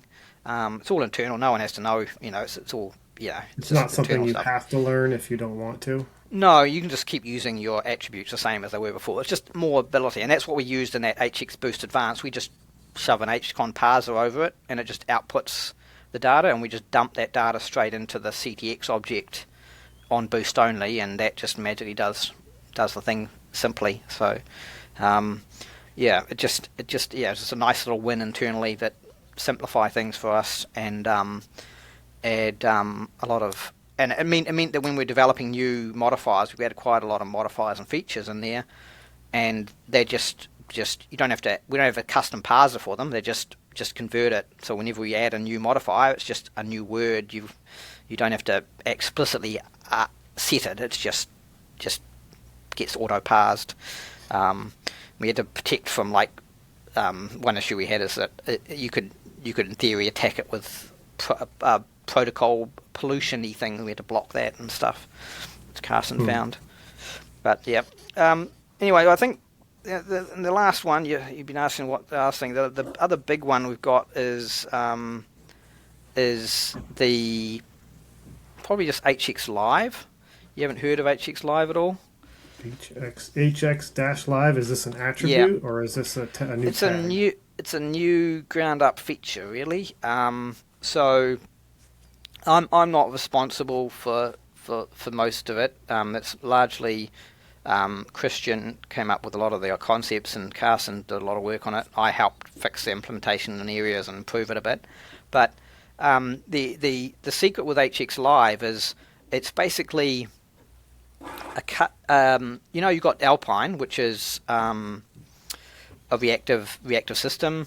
So it's a client side reactive system where you have a X data, and it creates a proxy over it and says this data count is a value, and every time I write an HX attribute, if I go count plus in it, or into an Alpine attribute, it'll just increment the counter, and then you can have another thing that says when the count is above 3, make it show the div, So warning, too high, right? You can have dynamic content there. And this is all client-side stuff. All client-side stuff. A local JavaScript variable. In a closure in JavaScript. It creates a little closed little variable that it initially gets initial value when you load, and then it has a mutated value underneath the hood. And it's designed to be where that X data was. Yeah, and the reason why people like this idea was it was kind of the signally kind of modern way of doing things, where if you're not changing the count, nothing's happening, right? It's reactive in the fact that when you change the count triggers the action. So there's nothing running when you're not changing the count, right?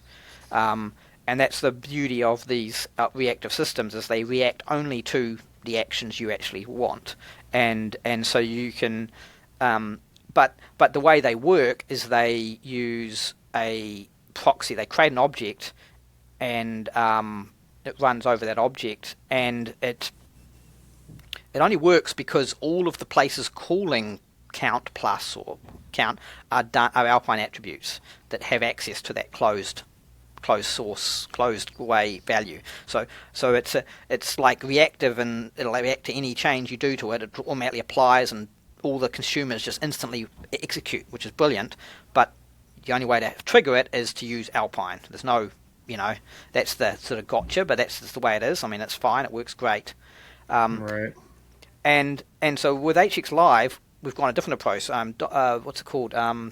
Carson's called it sort of coarse-grained DOM-based reactivity.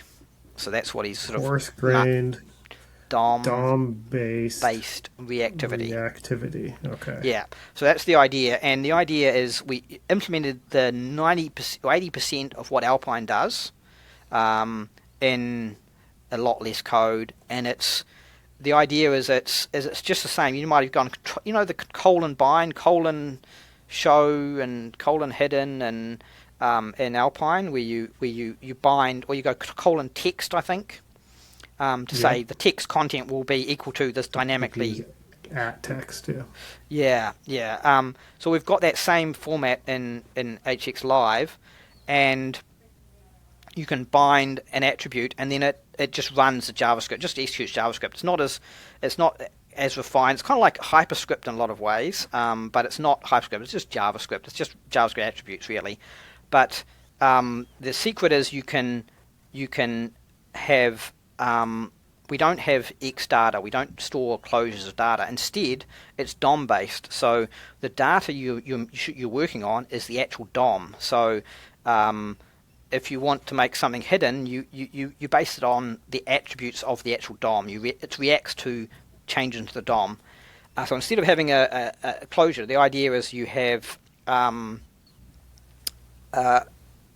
what it actually does is every time the DOM mutates, every time you've done an hx swap, every time you've changed something about the DOM, and every time you change the input of a input, and either users typed some text in a text box and confirmed it, all those actions trigger this coarse-grained DOM reactivity. So if you have 50 things on your page with HX Live, every time you change the DOM, 50 things will fire, and it coalesces them into a single micro task. So instead of running 50 things, it's only running one thing in a loop 50 times, which is much faster in a synchronous JavaScript browser.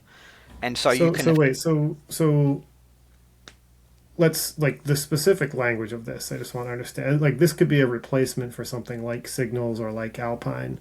Yeah. Where you take are you declaring a variable name, or are you, like, just like... there are no variable names. HX Live, let's say, and is there, like, let's say there's a number in there, and you're putting the HX Live on the item that might change, or the item that should react to other things changing? Well, so what you're doing is you're going, you might be setting the text of this div to be equal to, and then you've got a JavaScript value, and that JavaScript value will look up data from the rest of the DOM. So you can say, every time you update this over here on the DOM, make the value of this text evaluate. And you could link it to an input. Whenever this input's value, the input.value up here is greater than 5. How are you linking those? Is it by ID, or? Well, the secret is there is no link. The link is just you fetch the data in the script, and the secret is to make the fetching this work efficiently. Carson and Christian implemented these helper functions. There's a queue function. There's a whole lot of little helper functions that do things like there's a toggle and all the core things you do in Alpine to show, hide, and all those features are wrapped in little JavaScript helper functions, which mean that the attribute you write is very tiny, concise, and simple, and it gives you all the power of what the queue function gives you. a queue, returns a queue of items from what you put in a CSS selector, and it's an advanced one. It can use all of the cool HTMX, closest, next, all of the advanced selectors to find an item. So you would put an item on your form and you would say, find the previous input's value. You just go Q input value. It's very simple syntax, and then you go greater than 5 and then get it to return too high, as an example. And so it's just using a very minimalist JavaScript. So with this these is help functions. JavaScript put into so hx live equals, and then you type that JavaScript? Yeah. So you just type the JavaScript in the attribute, just like hx-on. And it's just, so it's very minimal. It looks a lot like Alpine in the way it works, but it is a different syntax. And if you're used to JavaScript and then it's sort of natural. But these helper functions just make it so much easier to get the data. And the other thing we've got is a data helper. So if you just put data attributes on a thing, the old data dash count, you can just create a data dash count attribute on your HTML, and then inside your thing, you can just say set text equals this data dot value, or this dot the data dot count, a dot count. So it just exposes all the data attributes, get exposed, and also walks up the tree to find parent data attributes. So once you put a data attribute up here, it applies all the way down, so that you can very easily get the same effect as what you do with the X data in Alpine. And the secret is all of your data you're working on is in the DOM. So there's no secrets. When you capture the value of your HTML, you go to your inspector and you just copy out HTML of your main div. Every single thing that was in your hx live, all of the data is just stored as attributes inside your HTML. So there's no hidden. And you paste that into an LLM and say, what's wrong with this? It'll go, it just instantly tells you what the problem is. So is it adding those attributes? Is it almost like hidden attributes? They're not there until No. They're there all the time. They're just attributes. You have hx live. You have binding ones : text HTML : hidden is an option. You go : hidden equals if data hide is true.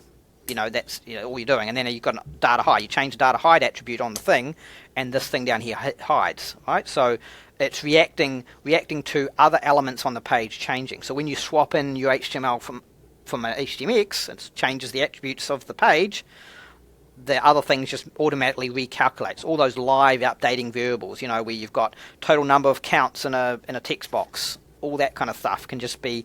And so every time you're typing in your text box, little hx live, every single input action and every single DOM action recalculates all the pages hx lives, and that little count of saying you've used 29 out of 121 characters in your text box, that little thing is just an hx live attribute running every time, recalculating the value. So it's really trying to fill this gap of you have to use some sort of front-end reactivity full Alpine or Vue. Or I've used Datastar and Vue for this purpose, Datastar signals. So it does the same thing. Fill that gap with hx live, and that's part of core, or is that an extension? No, it's an extension. And it's an extension that adds the hx live, the binding thing. It also enhances hx-on. So once you've got hx live installed, all of your hx-ons instantly get all of that cool queue, all that queue and toggle and other take class and all these little help functions get embedded into your hx-on code as well. So kind of extends their functionality a little bit as well. But the idea is you've got just basically the same. I mean, it's pretty much a one-for-one mapping of what Alpine does, but in a different way, in a way that is using the DOM as the source of truth. So your DOM is your truth, not some JavaScript library. It's the DOM, and that gives you some really good advantage, like observability. You can just inspect your page and your thing, and you can instantly see, right, this has got a value of X, and its text value is equal to X is greater than 3, display this, all in clear text that a human can understand, and an LLM can also understand it really well as well, because it's just so locality of behavior, everything is there.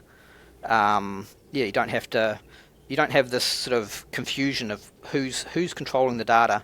And the other great thing is you think about the history caching I was talking about, all those issues I was talking about history caching, they don't exist because the DOM is your source of truth. You back up the DOM text, you apply it, roll it back, all your state is 100% preserved because it's all stored as data attributes on your page or input values or whatever.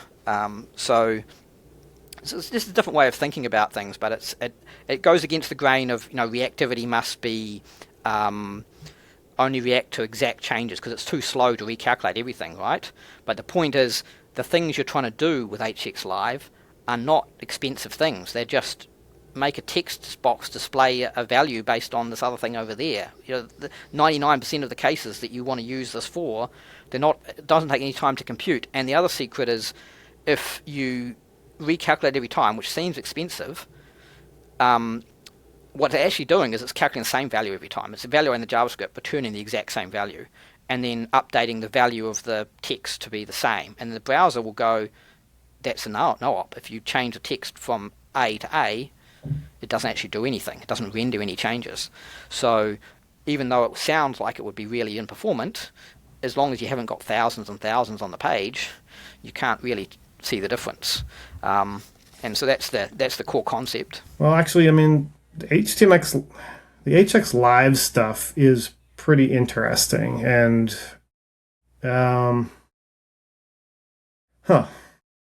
yeah, I mean, I think that's actually pretty cool, and maybe I don't know, maybe I've kind of got some of your stuff all wrong here. Maybe this htmx-4, maybe this actually could be kind of cool.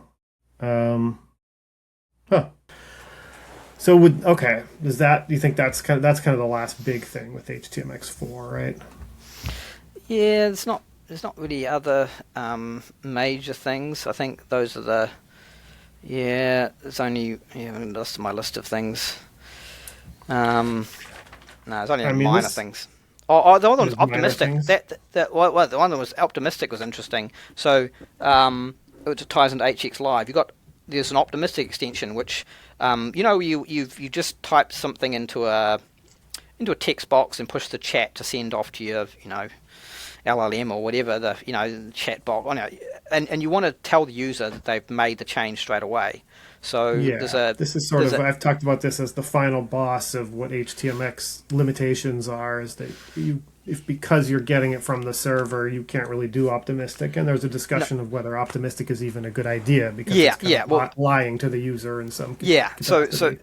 There's an optimistic extension, and this is basically it's based on template. You create an optimistic template with an ID and say, I don't know, chat response ID. And then when you type your chat response and push send with HTML, while it's doing the request and you're waiting for the server HTML to come back, what the optimistic extension does is it finds the HX optimistic tag with the ID you specified, finds that HTML template and swaps it instead. So the target gets swapped in with the content that you've optimistically set in a template, and that just says sending ... for example, right?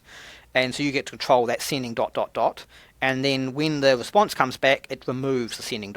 Very simple. Swap something in that you've pre-populated in the page to begin with, and then every time you push the action, just put in the sending ... and then remove it when the response comes in. So it either gets swapped back in, and if the response fails, it removes it as well. So you get that nice behavior of you actually see it happening, and then it either gets the result in the text box or it disappears. Is it using variables so that you send an input of what text you just wrote? And it takes that, sets it to the first version of Optimistic didn't. It was a static. It just put you just put the word sending ... and that's all you could do. But then I came along and said, wait a minute, HX Live's pretty cool. And so what I did is I took the HX Live, I took the data that you submit when you do that request, and I added data attributes into the Optimistic div.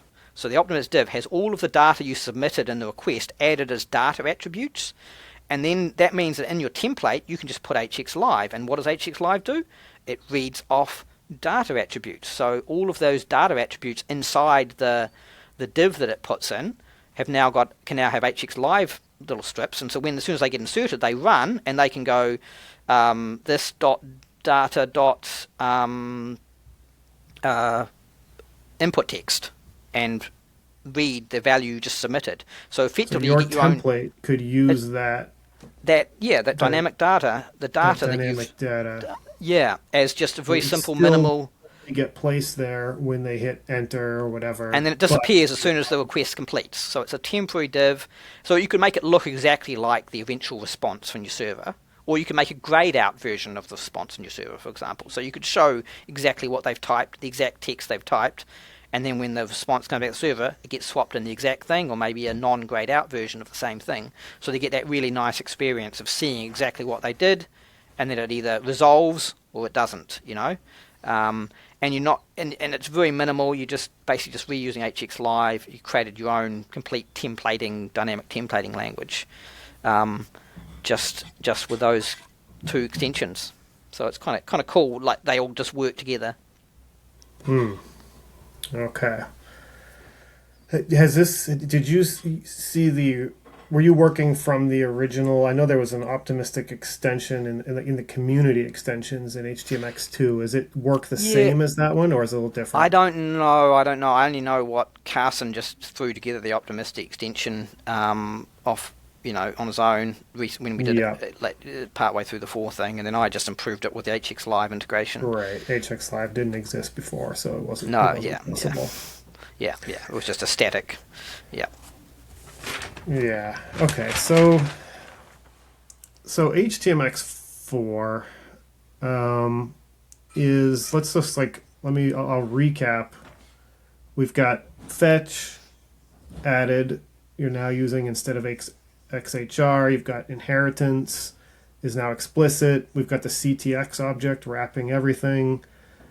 It's starting to feel like a total rewrite. We've got the extension. The way extensions are used is done differently. The way they're organized and pulled in. Yeah. They're now preloaded. The extensions are moved back into core after they were taken out. We're now using idiomorph, which is or using a version of idiomorph, a simplified version, htmx-morph. We've added the outer sync, which is a new way of syncing. That's not the inner swap, outer swap. You've added SSE extension to it, and that's built into core. Or no, that's an extension. Well, we moved it out. It was in core, and then we decided to move it out so that you could use WebSocket or any other ones if you wanted to. Okay. You use a choice. And then you've got the hx partial. So now we've got a whole new concept, which is like these tags. Like rather than having just attributes, we've now got tags. We've got an upsert, which is could be done using a custom tag, but it's also a swap style, a new swap style, the upsert. We've got the ordered insert, which is another new swap style. There's an Alpine JS specific extension. We've got the CSS settle phase is changed a little bit to support CSS transitions. We've got the history is removed completely from core. The snapshots that used to be on the URL, and then we've got an added new history API extension, which has kind of support for doing it by individual IDs, so that you can get the exact stuff that was there. We've got a new head extension. We got the CSP extension, so that it can handle sort of weird security situations.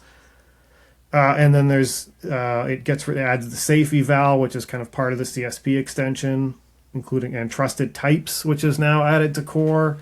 We've got an advanced hx boost, which lets you kind of add in some additional HTMX configurations onto the boost. Yeah. You've added a new language into it, which is the hcon, which is your own version of this kind of JSON language. And that's funny. The hx-live, I'd never heard of. That feels like a very new paradigm to me. Yeah, yeah, yeah. It's interesting. It's different, and but I mean, it's so much the same. I mean, it's just the same as Alpine in 90% of the use cases. It's just that it's a just different way of thinking. You don't have to. Except it would survive like swapping out actual HTML, right? Like if you Yeah, were because it's just to, whatever you change the DOM, it changes the value of the data. That's the yeah, that's cool because I feel like that is something that I feel like was always a little bit of a, a gap between the two worlds. Yeah, Alpine so and Alpine is the source of the DOM, and then it's fine if you've only got Alpine, nothing else.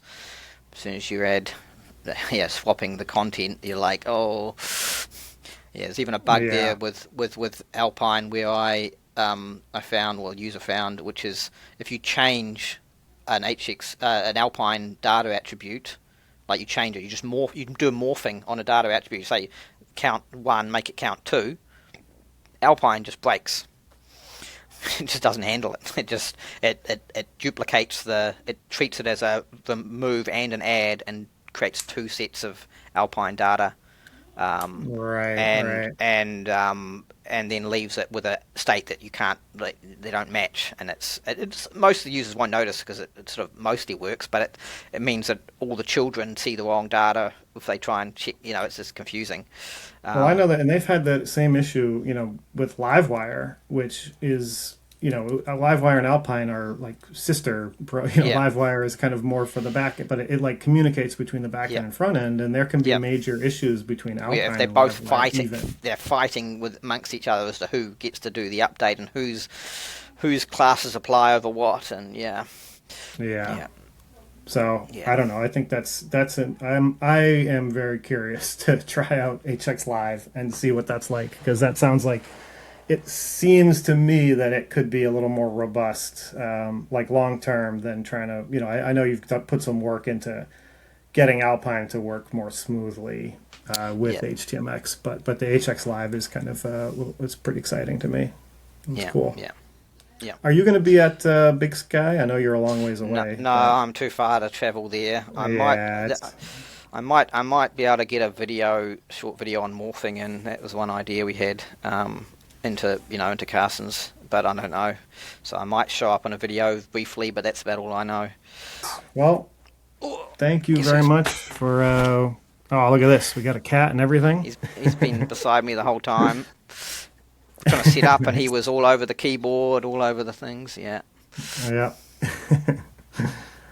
Nice. All right. Cool. Well, okay. If there's anything we didn't cover that anything else you want to kind of plug while you're here, I would ask about your kind of background and what projects you're working on besides HTMX. My work on my day job is I work as a DevSecOps person and a oh really? Okay, so you know the CSP stuff kind of backwards and forwards. Yeah, well, that sort of side of stuff. But we work with the applications Alpine. Oh, there's an Angular application. Okay.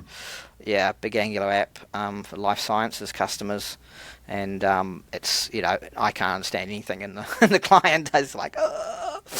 It's just so, imagine the worst of the worst client state stuff. That's all that's what, and I'm the one debugging all the problems, trying to find out why the client is doing stupid things and then fixing the back end, mostly back end stuff. Yeah. Nice. And do you work on any other kind of like side project stuff, things like that? HTMX is such a big So.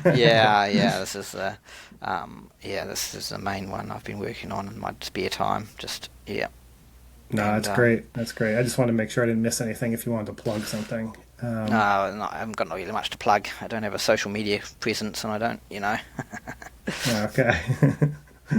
Well, this is amazing work, really.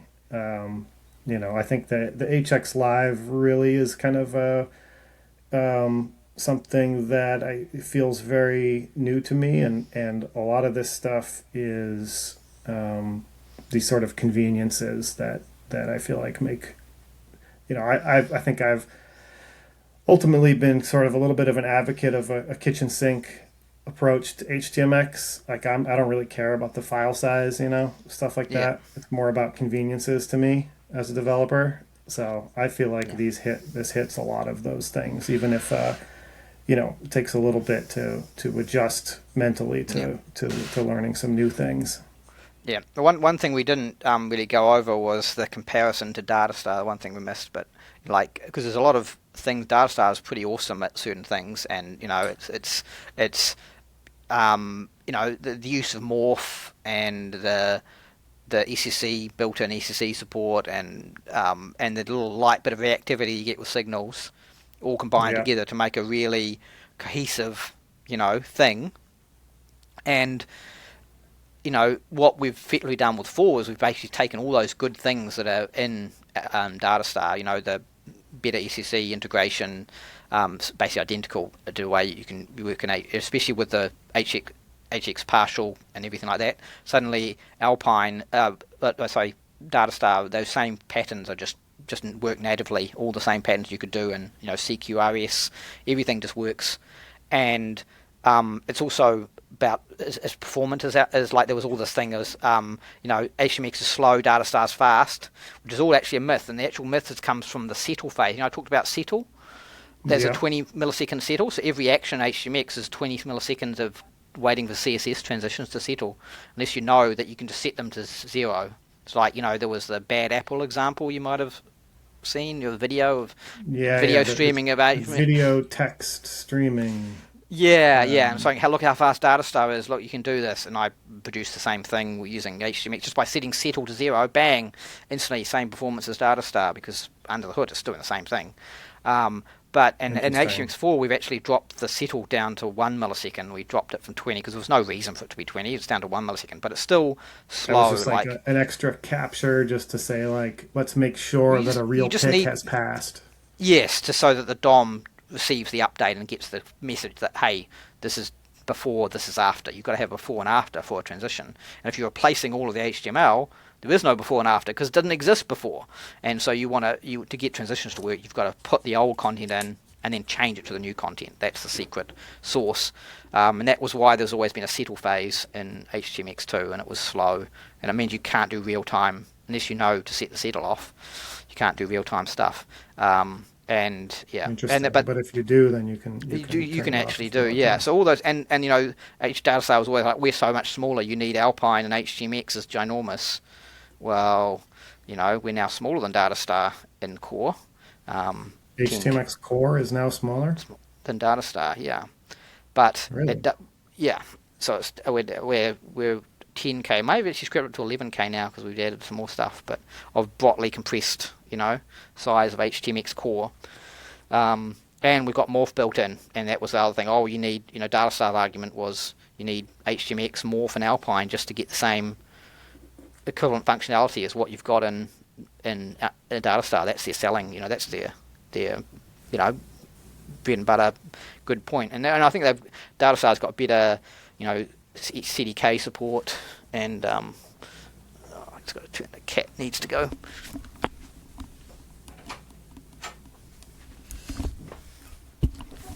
So Datastar's got better what's it called?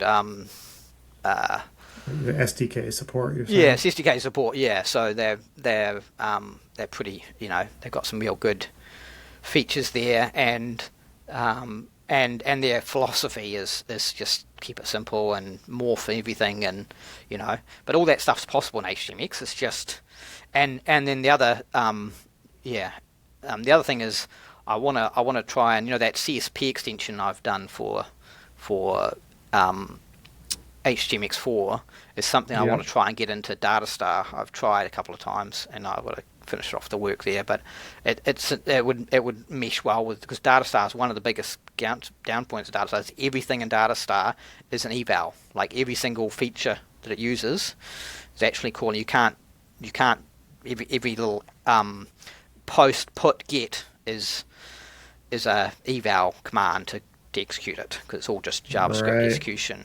So you can't get away from unsafe eval, and tight CSPs just don't work with Datastar. And that's people who go, oh, Datastar's unsafe because you got unsafe, and those haters got to hate. But I kind of like this. So you're working for both technologies, and it almost sounds like you're converging them at some level with some of the work. Well, yeah. Well, it's interesting because I think what all the cool stuff in Datastar htmx-4 pretty much is parity with pretty much everything. The only thing is it's just it's more of a style choice. You know what I mean? It's largely comes down to style, and but I think it's good if both can succeed. So if I can help out Datastar a little bit. No, I'm 100% in that camp too, and I think there's a false dichotomy of choosing one or the other. I mean, obviously, when you're doing a project, you choose one. You can't choose. You can't choose. I understand that. Yeah, you can't choose both. So I get that, but I do think there's space in the development world, plenty of space for both, and my hope is that both are much bigger, than they are now, and grow together, because they're both kind of these hypermedia solutions that I think are great and kind of offer. To me, it's more about the API. Where I think the HTMX API, the way of putting things directly into the HTML, is my preference. I think that's I really like that way of doing it. I think Datastar focuses more on the back end. Yeah, more server, which also great. But when I'm trying to organize my code, if I can be looking at the HTML, that's my preferred API. But in terms of conceptually, I both awesome. Yeah. They're just different thing, and I think you can do both and both. You can do client side attributes and Datastar, or you can do server side, and you can do the same thing in HTMX. You can run it all from the server, or you can use client. But it's just where that default recommendation is different. Yeah, it's going to fit into people's workflow a little differently for each one. I very much appreciate your time, and thank you very much for talking today. Okay. All right. Have a good one. Okay. See ya.